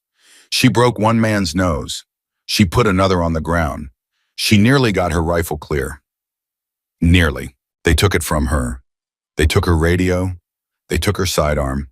They put her on the ground and bound her hands, and she lay there in the snow, breathing hard, thinking clearly, calculating even now her injuries, their number, the terrain, the distances, the variables. Then the circle of men parted, and a figure stepped through, and the voice was the same voice she had heard on the radio broadcast. Deep, rhythmic, absolutely certain of itself. "Lieutenant Carter," Kozlov said. He looked at her with the particular expression of a man whose expectations have been confirmed. "You are smaller than I expected." She looked up at him. She did not look away. "You are older than I expected," she said. Something moved behind his eyes. Not quite anger, more like the recalibration of someone who had anticipated this moment going differently. He studied her for a long moment. Then he turned to his men and said something in Russian. She did not understand the words. She understood what came next. They lifted her to her feet. They walked her through the valley, through the dark, toward the sound of the Mi-8's rotors, which were still turning. The helicopter was warm inside. She registered this with the part of her brain that was still doing pure physiological assessment, and Kozlov sat across from her as it lifted off, and he looked at her the way a man looks at a problem he has already solved. "Your father," he said, "he died calling corrections into a rickshaw. Did you know that the corrections he called were ignored by his command? That your American officers did not trust the data because they did not trust the source?" She said nothing. "He died for nothing," Kozlov said. And you have fought for 3 days on a ridge that is already irrelevant. He paused. Let the helicopter climb. Let the altitude build. I want you to understand this before the end. Not because I am cruel, though perhaps I am, but because I believe in honesty. You were good, Lieutenant Carter. You were very good. But good is not enough. The helicopter door opened. The wind came in the same wind she had listened to for 66 hours on the ridge, now transformed into something that wanted to consume her. He stood. He looked at her one more time. Fly, he said, and his men pushed her through the door. 800 feet, white void, wind like a wall, the ground invisible below. She did not scream. She thought about her father calling corrections with shaking hands. She thought about Brennan saying conviction is knowing why you're still there after the waiting gets hard. She thought about the physics terminal velocity body position, the compressibility of packed snow at depth, the angles that distribute impact force across the maximum surface area. She thought, I am not done. And she hit the snow. She hit the snow at an angle that was not perfect, but was survivable, and she had known it would be survivable for approximately 4 seconds of the fall, because she had done the math while the wind was tearing at her face, and the ground was coming up faster than any rational part of her wanted to acknowledge. The physics were not kind, they were just sufficient. She went through the surface crust and into the deep powder beneath, and the impact distributed across her left side in a cascade of sensations that her nervous system registered in sequence rather than simultaneously. Shoulder first, ribs, second hip, third, and then she was still buried in white, and for 3 full seconds, she did not move because she was conducting an inventory the way a pilot after a crash checks systems before assuming the worst or the best. Hands. She could feel her hands. Under her faces. The bindings had partially loosened during the fall. The wind resistance had worked the knot, and she could feel her fingers, which meant circulation, which meant she had time before frostbite became a threat. Feet. Both present, both responding to signals from her brain. Left shoulder wrong. Very wrong. Dislocated, she assessed from the specific quality of the pain and the way the joint felt seated differently than it should. Ribs, she breathed carefully and felt the grinding that meant at least 2 were broken, possibly 3. The breathing itself worked, which meant her lung was not compromised. Compromised lung in this situation was the variable that ended the calculation early. Her lung was intact. She was alive, injured, bound alone at an unknown location in a valley controlled by enemy forces in negative 15 degrees with no weapon and no radio. She was alive. She took stock of this for exactly the amount of time it deserved, which was about 4 seconds, and then she started moving. Getting out of the snow depression took 6 minutes and cost her more in pain than she would have liked to admit. The dislocated shoulder was the primary problem. Every time her left arm engaged the snow surface to push the joint sent a signal through her nervous system that was less pain in the traditional sense and more like a direct communication from her body to her brain saying, this is wrong, stop doing this, and her brain answering back, I know we're working on it, give me a minute. She got to the surface, the wind hit her immediately, and she recognized it, the same wind she had listened to on Ridge 7 for 66 hours now, coming from a slightly different angle, which told her she was on the valley floor rather than the ridge. She oriented by the wind and by the faint smear of gray that was beginning to appear on the eastern horizon. Pre-dawn, she had been in the air and in the snow for less than 20 minutes. Her bindings, she worked at them with her right hand while her left arm hung uselessly, and the knot that the wind had partially loosened during the fall came apart in another 4 minutes of focused, cold-fingered work. She brought her hands in front of her and looked at them, red, stiff, functional, and then she looked at her left shoulder and made the decision that needed to be made. She found a rock. Not difficult, the valley floor was full of them. She positioned herself carefully, took 3 slow breaths that each cost her something in the rib department, and then she rammed the shoulder into the rock face with the specific angle and velocity she had calculated would return the joint to its socket. The sound it made was not one she would describe to people later. The result was the shoulder in its socket, functional, agonizing, but hers again. She gave herself 10 seconds to process the pain. Then she stood up and started walking. She needed 3 things, a weapon, a radio, and Kozlov. Not necessarily in that order, but close. Hour 68. She had been calculating from the moment she cleared the snow the elapsed time of her flight in the helicopter before she was thrown to the altitude, at which the Mi-8 had been flying, the approximate ground speed, and the direction of travel. She worked backward from those variables and placed herself with reasonable confidence in the northeastern quadrant of the valley, approximately 2 kilometers from the crash site of the Black Hawk she had watched go down. The crash site was where she was going, because the crash site was where she might find a weapon, a radio, and possibly, if the crew was still alive and had not been extracted, people who needed her. She moved through the valley with the deliberate care of someone who understood that speed and noise were now her enemies. She did not run. Running made sound, and sound in a valley with active enemy forces was an invitation. She moved at the pace of controlled breathing, stopping every 3 minutes to listen, reading the terrain, not with her eyes. It was still dark enough that her eyes were less useful than her ears, but with the quality of silence around her. At the 8-minute mark of her movement, she heard a patrol. 3 men moving northeast, talking quietly in Russian low voices, not a communication failure, just the comfortable noise of soldiers who believed they were in a secured area. She went flat and let them pass 9 meters to her left. She could have reached out and touched the last man's boot. She breathed through her mouth and did not move for 90 seconds after they passed. Then she moved faster. The crash site appeared at hour 68 in 40 minutes, and what she found there was better than she had allowed herself to hope for, and worse than she would have wanted. Better, the crew had survived. 2 of the 4 were mobile, the pilot a warrant officer named Reyes, and the crew chief a specialist named Park, whose left arm was splinted with a piece of the airframe and his own belt. The other 2, both door gunners, were alive but had injuries that kept them against the airframe. One with a broken leg, one with a head wound that had been controlled but not resolved. Worse, Reyes had already transmitted their position before the radio battery died, which meant Kozlov's people knew exactly where they were. They had approximately 30 minutes before a patrol reached them based on the transmission timeline Reyes described. Reyes looked at Elena when she appeared from the darkness. He looked at her bound wrists, loose now from the removed bindings, and at the arm she was holding at a careful angle, and at the blood from the lacerations on her face from the fall, and he said without preamble, "You're Ghost One." "I'm Ghost One," she confirmed.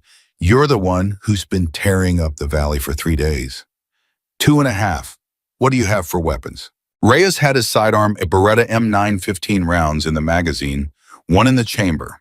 Park had a carbine and M4 with 2 magazines, 30 rounds each. The door gunners had lost their weapons in the crash. She looked at the carbine. It was not a sniper rifle. The effective range was perhaps 400 meters in ideal conditions, significantly less in dark and wind. But it was a weapon, and it was in her hands, and that changed every calculation. "I need your radio battery," she told Reyes. "It's dead. I told you." "I know. I need the battery casing. And I need you to tell me the exact time of your last transmission and what frequency you used." Reyes looked at her for a moment, then handed over the radio. She stripped the battery housing and looked at what she had. The battery was not dead. It was reading critically low, which was not the same thing. Critically low meant she had perhaps 1 transmission, 2 if she was conservative with it. She looked at Park. "Can you walk?" "I can walk," Park said in the tone of someone who would walk through fire rather than say otherwise in front of someone who had just fallen out of a helicopter and gotten back up. "You stay with the crew chief and the 2 injured," she told Reyes. "You hold this position and you do not move for any reason except direct enemy contact. If you get direct contact, you move north toward the ridge. You do not go east." "Where are you going?" Reyes said. "I'm going to make sure you have time to get extracted." She checked the M4's action and magazine. "Clean. Functional. You said the transmission went out 18 minutes ago. That gives me maybe 12 minutes to create enough disruption that any patrol coming this direction decides to reassess." Reyes stared at her. He had the specific look of a man whose mental model of the situation is being rapidly revised. "You're going toward them. That's generally where the disruption needs to happen." She moved. Hour 69. 12 minutes. She moved northeast toward the most likely patrol axis, and she ran now because there was no longer a cost to the noise she was going to make, all the noise she needed to make in approximately 8 minutes, and stealth in the approach was less valuable than speed. Her ribs complained with every stride. She answered them by breathing through the complaint and running harder. She found the patrol at 420 meters, 4 men moving in a file carbines, up moving toward the crash site with the specific alert posture of soldiers who have been told to expect contact. She dropped to a knee behind a rock formation, settled the M4, found the first man in her sights, and thought for a brief, strange moment about the difference between an M4 at 400 meters and her M2010 at this same range. At this range with her rifle, she could put a round through a playing card. The M4 at 400 meters in wind and darkness was a different conversation. She breathed, aimed for center mass, fired. The shot was not clean. It was a hit, but not immediate, and the patrol erupted into response, all four men going to ground and returning fire in the general direction of her muzzle flash. She was already moving, rolling left, coming up in a new position 6 meters from where she had fired. She found the second man, fired. He went flat and did not get back up. The remaining 2 men pulled back. She did not pursue. Pursuit was not the mission, disruption was the mission. And 2 men pulling back at speed and reporting heavy contact in sector November 8 would serve the disruption purpose, as well as 2 dead men and considerably faster. She moved again, found a second patrol axis she had predicted based on the valley terrain and the position of the first patrol. If 2 patrols were moving toward the crash site, they would use the 2 natural approach corridors separated by the central rock formation. She had come from the eastern corridor. The western corridor was approximately 200 meters to her left. She crossed the open ground between corridors in 43 seconds, which was 43 seconds of exposure in a valley with active enemy forces. And she did it because the math demanded it. And she had been making that kind of math work for 69 hours. The second patrol was exactly where she had predicted. 3 men this time, moving faster than the first patrol, which told her the first patrol had already made some kind of radio contact, either reporting contact or requesting support. The second patrol was responding to that. She engaged from 180 meters, which was close enough that the M4 was genuinely effective and close enough that missing was not acceptable, and she did not miss. She took 2 men down in 4 seconds. The third broke and ran south away from the crash site, away from Elena, and she let him go for the same reason she had let a man run on the first night of this engagement. A running man reporting contact was more disruptive to command than a silent casualty. She keyed the radio, 1 transmission. She had to make it count. Ridgeline actual Ghost 1, I am alive, Valley floor grid, November 8. Blackhawk crew is alive at crash site, 4 personnel, 2 mobile, 2 injured. Enemy patrol contact has been broken in this sector for now. I need extraction at November 8th within the next 20 minutes, or I cannot guarantee this position. Over. She released the key. The radio showed a single bar of battery remaining, which she estimated was enough to receive 1 transmission, in return maybe 2. She waited. 8 seconds. 12. 15. Then Brennan's voice, and in it was something she had never heard from him before, a rawness, a fracture in the quarried steadiness, something that told her the past 2 hours of his silence had not been easy. Ghost 1. Ghost 1, is that really you? It's really me, Ironside. A pause that was barely a second but felt longer. We saw you go out that door, Elena. We had a surveillance asset on Kozlov's helicopter. We saw... He stopped, started again. Copy your position, copy Blackhawk crew. Extraction is being coordinated right now, 20 minutes. You hold that position for 20 minutes. Copy. Tell them not to use the eastern approach corridor. I have 2 confirmed casualties in the eastern corridor. Friendly extraction aircraft will attract attention. Western corridor is cleaner. Copy western corridor. Elena. Ironside. Save it for 20 minutes from now. Copy, he said. Hold the line. She held the line. Hours 69 and 12 minutes. She established a defensive perimeter around the crash site that was by any conventional military assessment inadequate, 1-shooter, limited ammunition, compromised physically in open terrain, by any conventional assessment. Elena had stopped being conventional approximately 60 hours ago. She positioned herself on the northern approach to the crash site, which was the most likely avenue for any follow-on patrol responding to the contact reports. She used the airframe as a reference point and staged herself at 200 meters, close enough to be effective, far enough to have time to react to approach. The patrol came at minute 7. 6 men this time, which told her Kozlov was escalating his response 2-man teams first, then 4-man, now 6. The escalation pattern of a commander who is receiving contact reports and adjusting his force size upward to account for the unknown magnitude of the threat. which meant Kozlov did not know it was one person with an M4 and broken ribs, making his entire northeastern sector uncomfortable, which was important because uncertainty multiplied the psychological effect of every shot she fired. She engaged at 150 meters, close, deliberately close. At this range, the M4 was absolutely effective, and at this range, the sound of the engagement would carry through the valley with a sharpness that made it sound larger than it was, more shooters, more weapons, more contact than 6 men expected to find on a routine patrol to a crash site. 4 shots, 3 hits.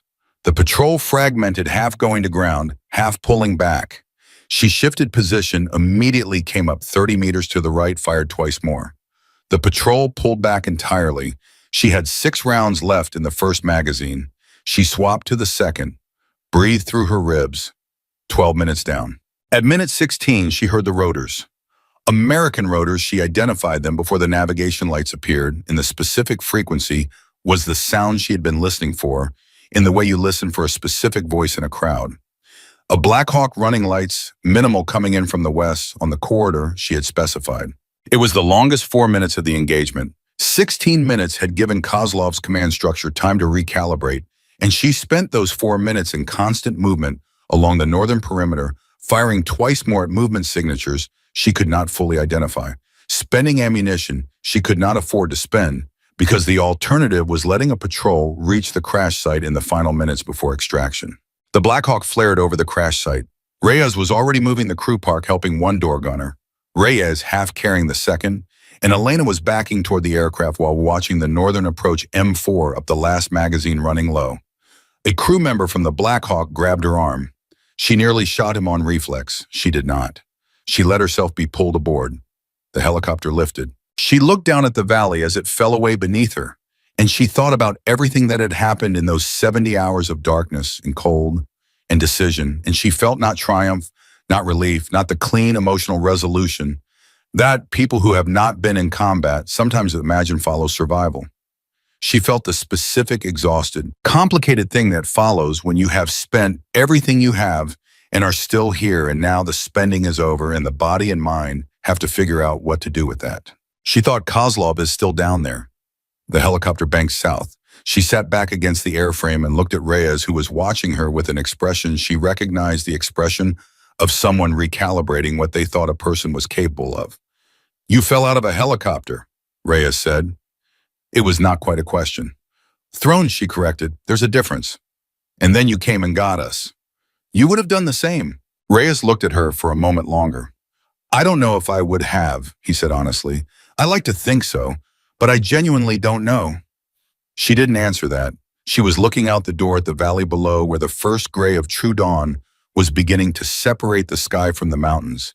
And somewhere in that valley, Kozlov was still there with his conviction and his force and his certainty that good was not enough.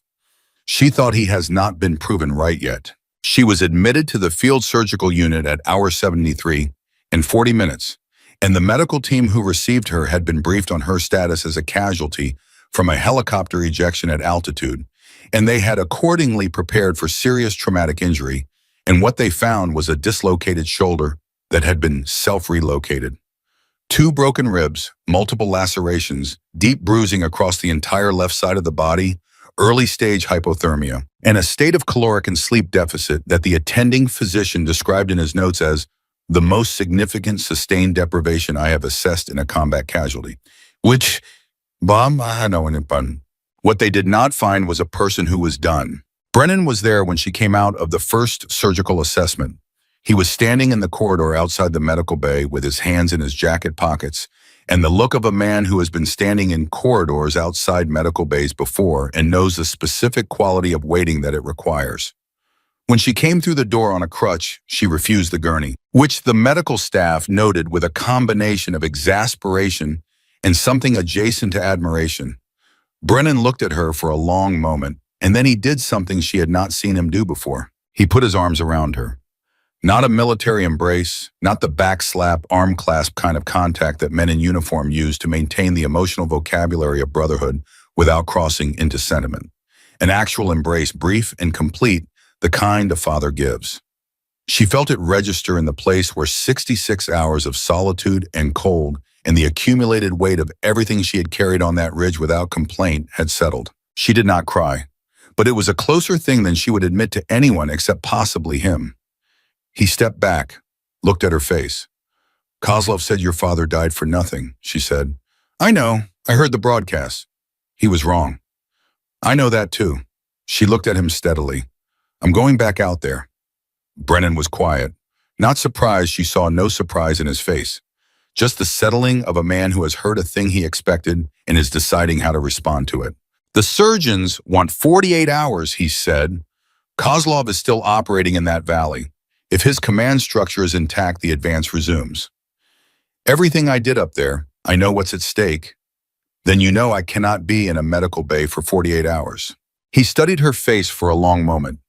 The lines in it, the exhaustion that had settled into her eyes, the set of her jaw that was her father's jaw, the quality of conviction that was also her father's and was also entirely hers, earned in 66 hours of cold and fire.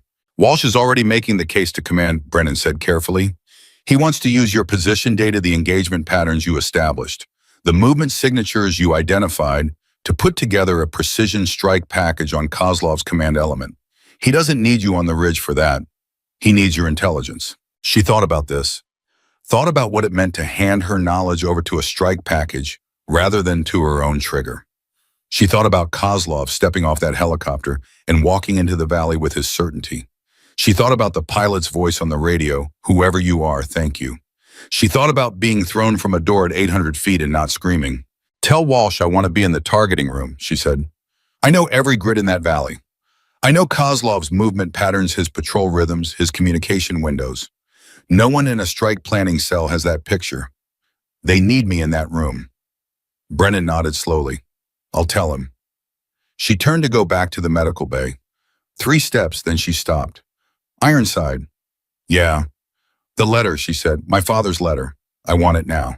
He reached into his jacket pocket. He had been carrying it for 11 years. He held it out to her, and she took it, and she felt the weight of it, not heavy, just a folded piece of paper, but carrying the weight of everything that had waited in it. She did not open it yet. She tucked it into her chest pocket against her sternum, next to the note from Torres that still said, "You're doing fine, keep going." "After," she said. He understood what she meant. She went back inside, sat down with the targeting team, and began building the fire solution that would end Viktor Kozlov. The targeting session lasted 6 hours. 6 hours in which Elena transferred everything she had accumulated in 73 hours on and around Ridge 7 into a coherent intelligence picture that the strike planners used to construct an engagement sequence. She identified Kozlov's command post location, a position she had observed him use twice based on the radio communication patterns she had monitored. She identified his security rotation, his communication windows, the gaps in his counter-surveillance posture.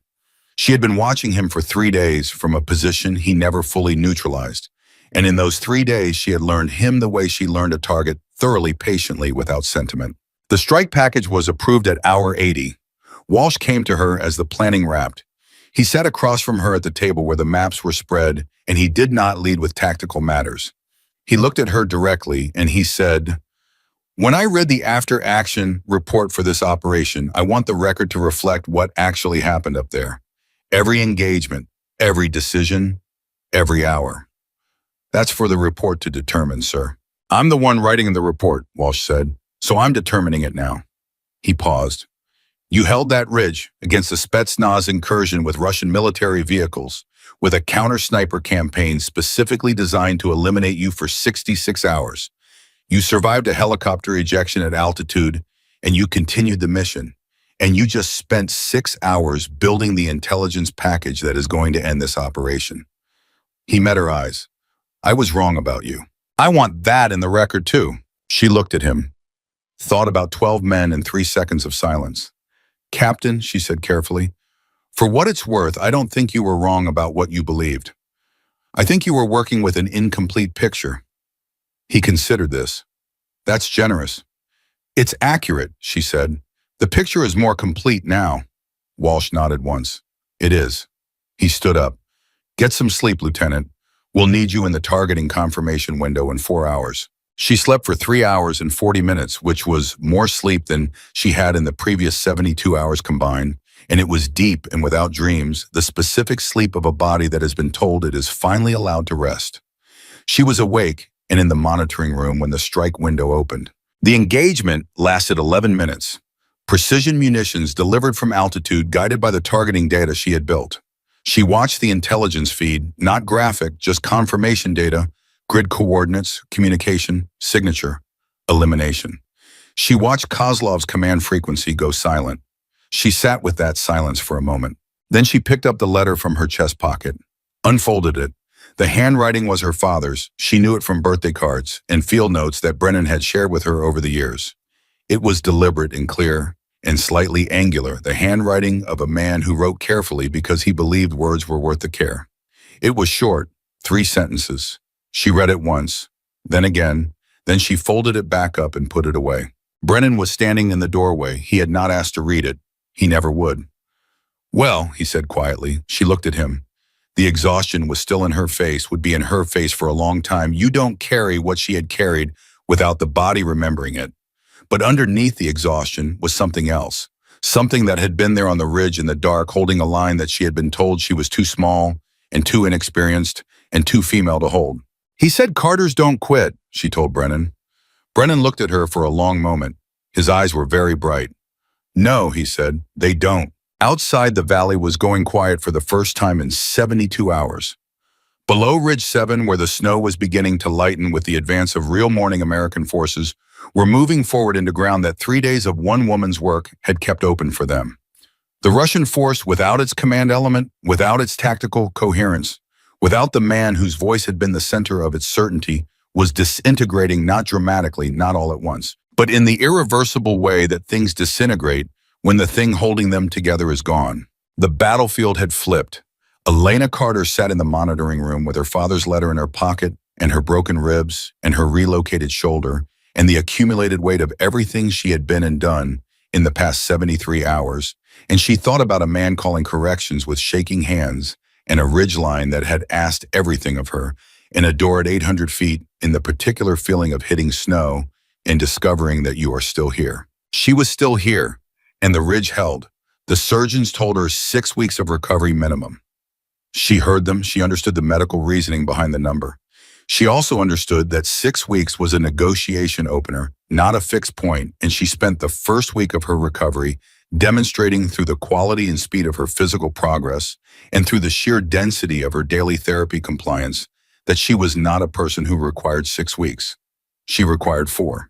The first surgery had been the shoulder, a proper surgical repair after the field relocation, because self-relocating a dislocated shoulder in a snowfield at negative 15 degrees is not the same thing as treating the underlying damage, and the orthopedic surgeon who examined her used the phrase impressive self-intervention with the tone of someone who means it as a compliment and a rebuke simultaneously. The second surgery addressed the ribs, 2 broken, 1 cracked, and a fragment that had migrated to a position that the surgeon described as concerningly close to something I'd rather it not be close to. The frostbite on her toes was managed aggressively and conservatively at the same time, meaning the medical team fought hard to preserve what they could while being honest with her about what they might not be able to save. They saved most of it. The 2 smallest toes on her left foot were amputated on day 9. The surgeon came to tell her himself, which she appreciated. He sat across from her bed with his hands folded and explained the decision in the specific, careful way that good physicians explain irreversible things clearly, completely, without softening the essential fact, but also without stripping it of its human weight. She listened, nodded. "Will I be able to run?" she asked. He considered. With the right prosthetic support and a proper rehabilitation program, yes. Not immediately, but yes. "Will I be able to shoot, Lieutenant Carter?" he said with the small, tired smile of a man who has learned not to be surprised by soldiers. "The toes have no effect on your ability to shoot." "Then we're fine," she said. He looked at her for a moment. "I want to note for the record that your definition of fine and my definition of fine are not perfectly aligned." "Noted," she said. "Thank you, doctor." Brennan visited every day, not always for long, sometimes just 15 minutes, a cup of coffee, whatever was on his mind. He did not treat her like a patient, which was the thing she needed most from him and which he seemed to understand without being told. He treated her like a colleague who happened to be temporarily horizontal, which was accurate and respectful and exactly right. On day 6, Walsh visited. He came in his full uniform, which she noticed and which told her this was not an informal visit. He sat in the chair beside her bed and put a folder on the table between them and did not open it. "The after-action report is complete," he said. "I want you to read it before it goes up the chain." She took the folder, read it. It took her 11 minutes because she read carefully the way she had been trained to read anything that mattered. When she looked up, Walsh was watching her. "It's accurate," she said. "Every word," he confirmed. "I also submitted a separate memorandum recommending the Distinguished Service Cross." He said it flatly without ceremony, the way you state a fact that you believe requires no embellishment. "The recommendation has been forwarded with command endorsement." She was quiet for a moment. The Distinguished Service Cross was the second highest decoration the Army could award. She had not thought about decorations once in 73 hours on and around Ridge 7, which was, she supposed, exactly why she was being recommended for one. "Walsh," she said, and she used his name without the rank for the first time, which he accepted without visible reaction. "Why are you here in person? You could have sent Torres with the folder." He looked at the window, then back at her. "Because I owe you a debt that a folder can't carry," he said. "The men of Bravo Element, Charlie Element, the helicopter crew, all of them are alive and whole because of what you did on that ridge. Because I assigned you to that ridge despite my doubts, and those doubts were wrong, and I want you to hear from me directly that I know they were wrong." He paused. "And because I think the Army needs to hear this story told correctly, not sanitized. Not adjusted to be more comfortable for people who are uncomfortable with what it says." She looked at him steadily. "What does it say?" "It says we almost didn't send the best person we had because of what she looked like." He met her eyes without flinching. "We need to say that out loud, clearly, so we don't almost do it again." She thought about this briefing room, the 12 men, the 3 seconds of silence. She thought about how far she had come from that room, not geographically, not in rank, but in what she knew about herself and what the Army was capable of when it got out of its own way. "All right," she said. "Then make sure it's said." "I intend to," Walsh said. He stood. He put out his hand. She shook it. His grip was firm and direct, and entirely without the careful management she had felt in every interaction they'd had before the ridge. After he left, she lay back and stared at the ceiling for a long time. She thought about conviction, about knowing why you're still there after the waiting gets hard. And she thought about what came next, not recovery, not the ceremonies and the documentation, but after all of that, the question of what a person does with what they've survived. She had an answer. She had arrived at it somewhere around day 3 of her recovery, in the quiet of early morning when the ward was still, and she had been lying awake doing the things she always did in the dark, thinking clearly and without distraction. The answer was not what some people might have expected. It was not another deployment, not a pursuit of the next mission, not the hunger to prove something further to the men who had doubted her. Those things were done. The proof was in the record. What she wanted was to make sure the next Elena Carter didn't have to prove it alone. Brennan, when she told him, was quiet for almost 30 seconds, which was long for him, long enough that she wondered if she had misjudged his response. Then he said, "Army Sniper School." "Yes." "Instructor Billet." "Yes." Another pause. "You'd be the youngest senior instructor they've ever had." "I'm aware. Some of the men you'd be teaching would be older than you. Some would have more combat time than you. None of them," she said carefully, "will have the specific experience I have. And that experience has value that doesn't come from age or deployment count. It comes from what happened on that ridge, and it needs to be transmitted. It needs to become doctrine. Because what I had to figure out alone up there, I shouldn't have had to figure out alone. The next person in that position should have a better starting point." Brennan looked at her. The lines in his face had rearranged themselves slightly, the set of a man whose long assessment of a person has just been confirmed in a way that satisfies something he had been waiting to see confirmed. "I'll make the call," he said. "I haven't asked you to make the call," she said. "I know you haven't. I'm making it anyway." He stood. "Your father used to say that the best thing a soldier can do after surviving is make survival more likely for the soldier behind them." He picked up his coffee cup. "You're going to be an exceptional teacher, Elena. That's not a compliment. It's a professional assessment." She reported to Fort Benning's Army Sniper School 8 months after Ridge 7. 8 months in which she completed her physical rehabilitation, requalified on her primary weapon system, which the evaluating range officer noted in his report with an annotation that read, "Qualification performance consistent with pre-injury baseline zero observable degradation," and spent 3 months attached to the Army's Doctrine Development Office, where she worked with 2 colonels and a civilian consultant to formalize what she had done on Ridge 7 into written doctrine on solo, extended-duration sniper operations in extreme environments. The doctrine document was 47 pages. It covered everything: position, selection, ammunition, conservation, psychological management under sustained isolation, counter-sniper response protocols, the specific challenges of operating in environments where the physical and cognitive costs compound each other over time. It was dry and technical and procedural in the way doctrine always is.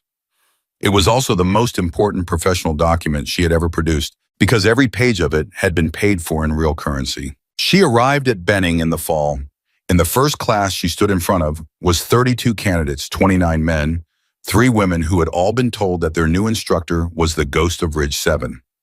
She knew they had been told because she had been in enough military environments to understand how information travels before an official briefing, and she had seen it in the specific quality of attention the class gave her when she walked through the door. Not skepticism. She had been braced for skepticism and found something else, something closer to the particular wary attention that people give to a person whose story they have heard, but whose reality they are not yet sure they have calibrated correctly. She stood at the front of the room and looked at them for a moment without speaking. She let the silence work. She had learned on Ridge 7 and in the months since that silence used correctly is not absence. It is a form of communication. Then she said, "I want to tell you something true about what happened on Ridge 7. Not the version that's in the reports and not the version that people have been sharing in barracks across this army for the past 8 months. The true version." She had their complete attention, all 32 of them. "The true version," she said, "is that I made mistakes. I made a movement decision at hour 54 that exposed me unnecessarily and allowed a counter-sniper team to fix my position. That mistake cost me tactical flexibility for the next 4 hours and contributed directly to the conditions that led to my capture." She paused. "I am telling you this because the version where I did everything right is useless to you. You cannot learn from a perfect performance. You can only learn from a real one." A man in the third row, older than most, a staff sergeant named Holloway, who she would come to know well, said, "What would you have done differently?" She looked at him. "I would have taken the long route. I was tired, and I took the short route, and I paid for it." The discipline of choosing the right action over the convenient action does not have a threshold below which it stops applying. It applies at hour 54 just as much as it applies at hour 1, if anything more. Because at hour 54, your judgment is impaired in ways you cannot fully perceive. And that is exactly when the discipline has to carry you instead of the other way around. Holloway wrote something in his notebook. She ran that class for 16 weeks, and at the end of those 16 weeks, she had produced 24 qualified graduates, the highest pass rate in a sniper school class in 11 years. She also produced something harder to measure: a cohort of soldiers who understood that competence and conviction were not the same thing, and that the situations that would test them most severely would be the ones that asked them to maintain both simultaneously. The second class was harder. Not because the students were less capable, they were, if anything, more talented than the first group, but because she pushed them further. She had used the first class to calibrate. She used the second class to extend. She introduced scenarios drawn directly from Ridge 7, the extended isolation, the ammunition conservation calculus, the counter-sniper response protocol. The moment at hour 48 when Kozlov's voice had come over the radio and she had chosen to stay. She ran them through those scenarios in training environments, and then she sat with them afterward and talked about what they felt, what they decided, why they decided it. Holloway, who had passed the first course and been assigned as an assistant instructor for the second, watched her run one of those after-action debriefs and said afterward, "You know what you're doing, right? You're not just teaching marksmanship, you're teaching a way of thinking. That's what sniper school is supposed to do," she said. "Yeah, but most instructors don't know the difference between transmitting technique and transmitting thinking." He paused. "You do." She thought about her father calibrating corrections with shaking hands. She thought about whether that was a transmitted thing or a built thing or some combination of the two that she hadn't fully sorted out yet. I had good teachers, she said. The Distinguished Service Cross ceremony was held at the end of her second year at Benning. Brennan was there. Walsh was there now, a full colonel, his own career shaped in ways that the Ridge 7 operation had influenced, not because of credit-seeking, but because the after-action report he had written had changed some conversations at levels above his own.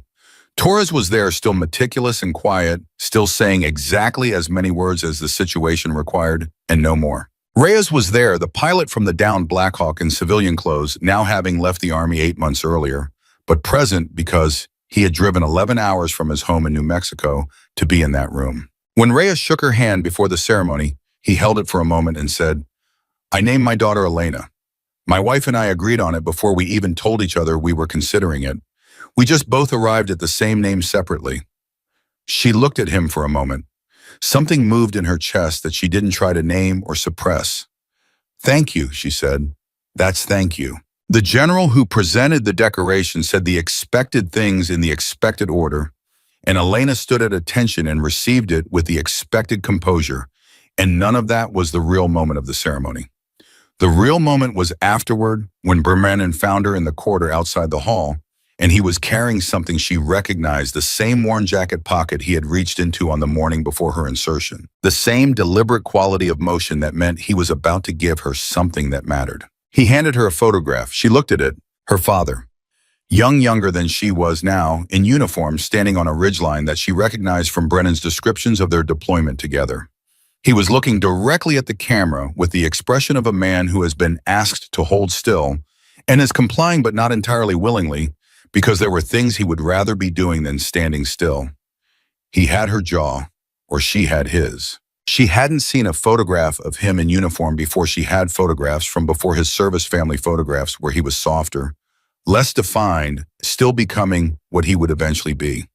This was the finished version. The man who had called corrections was shaking hands for 40 minutes because it was the right thing to do.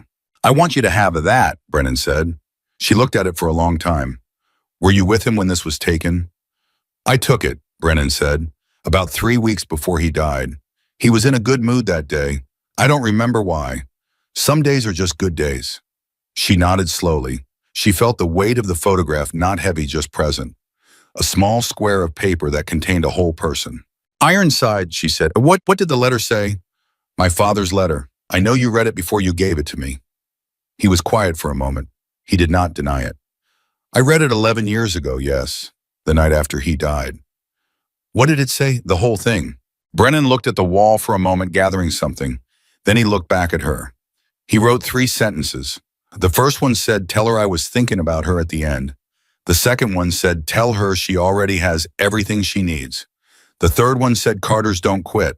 She stood with that, all 3 sentences. The whole letter, which she had read and reread so many times in the past year that she had every word committed to the same memory that held wind corrections and grid coordinates and the specific sound of American rotor blades in cold mountain air. "He was right," she said quietly. "About the second one." Brennan said. "He knew it before you did. That's the thing about fathers." They stood in the corridor for another minute in the comfortable silence of people who have been through something together and don't need to fill the space between them with words.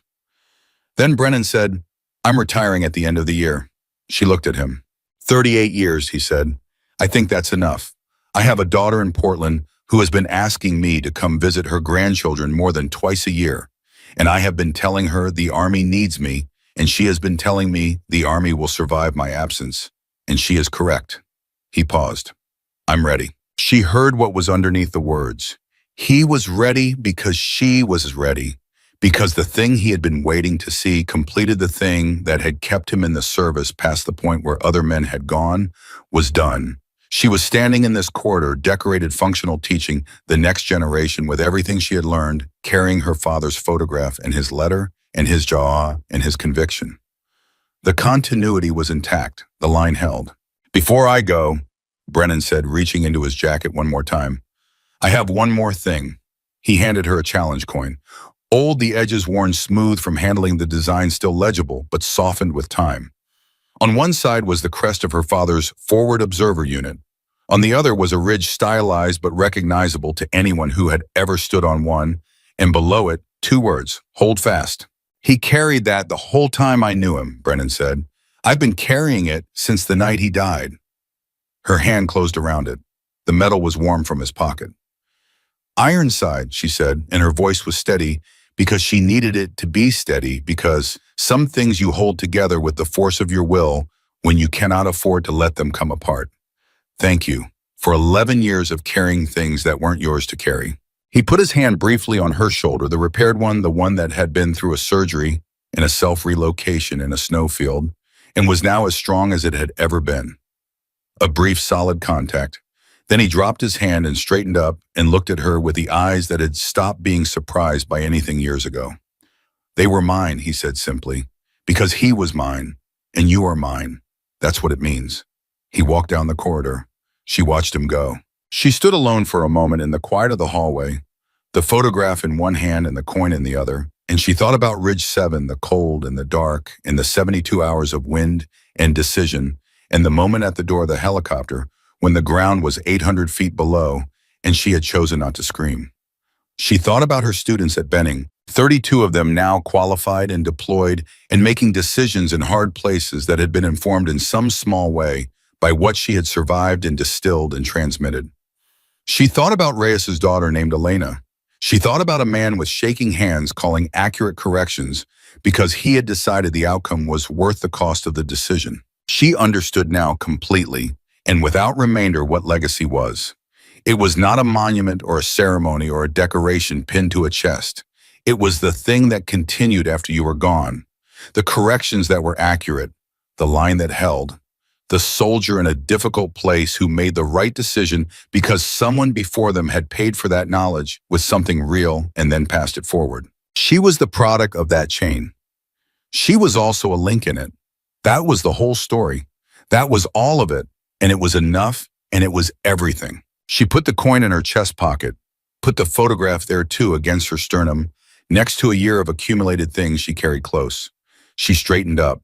She walked back into the hall where the ceremony was concluding and people were gathering into the easy clusters of after events, and she moved through them with the particular quality of presence that comes from knowing exactly who you are and exactly why you are still here. Somewhere in Colorado, snow was falling on Ridge 7. The same ridge, the same cold, the same wind coming from the northwest at 40 kilometers per hour. The same granite and the same silence and the same stars above 5,000 feet that you only see when everything else has been stripped away. The ridge did not remember her. The ridge did not need to. The ridge had been held and the holding had mattered, and the proof of that mattering was not in the stone or the snow, but in every soldier who would go to a hard place after her and make a better decision, because she had gone first and come back and told the truth about what it cost. Lieutenant Elena Carter had been thrown from a helicopter at 800 feet over a battlefield in the dark. She had calculated the physics on the way down. She had hit the snow and gotten up and taken back everything they thought they had taken from her, and she had ended the man who threw her and held the line that no one believed she could hold, and then she had walked into a classroom and taught the next person how to hold theirs. She did not quit. She never quit. That was the whole story. That was the legend. That was the truth.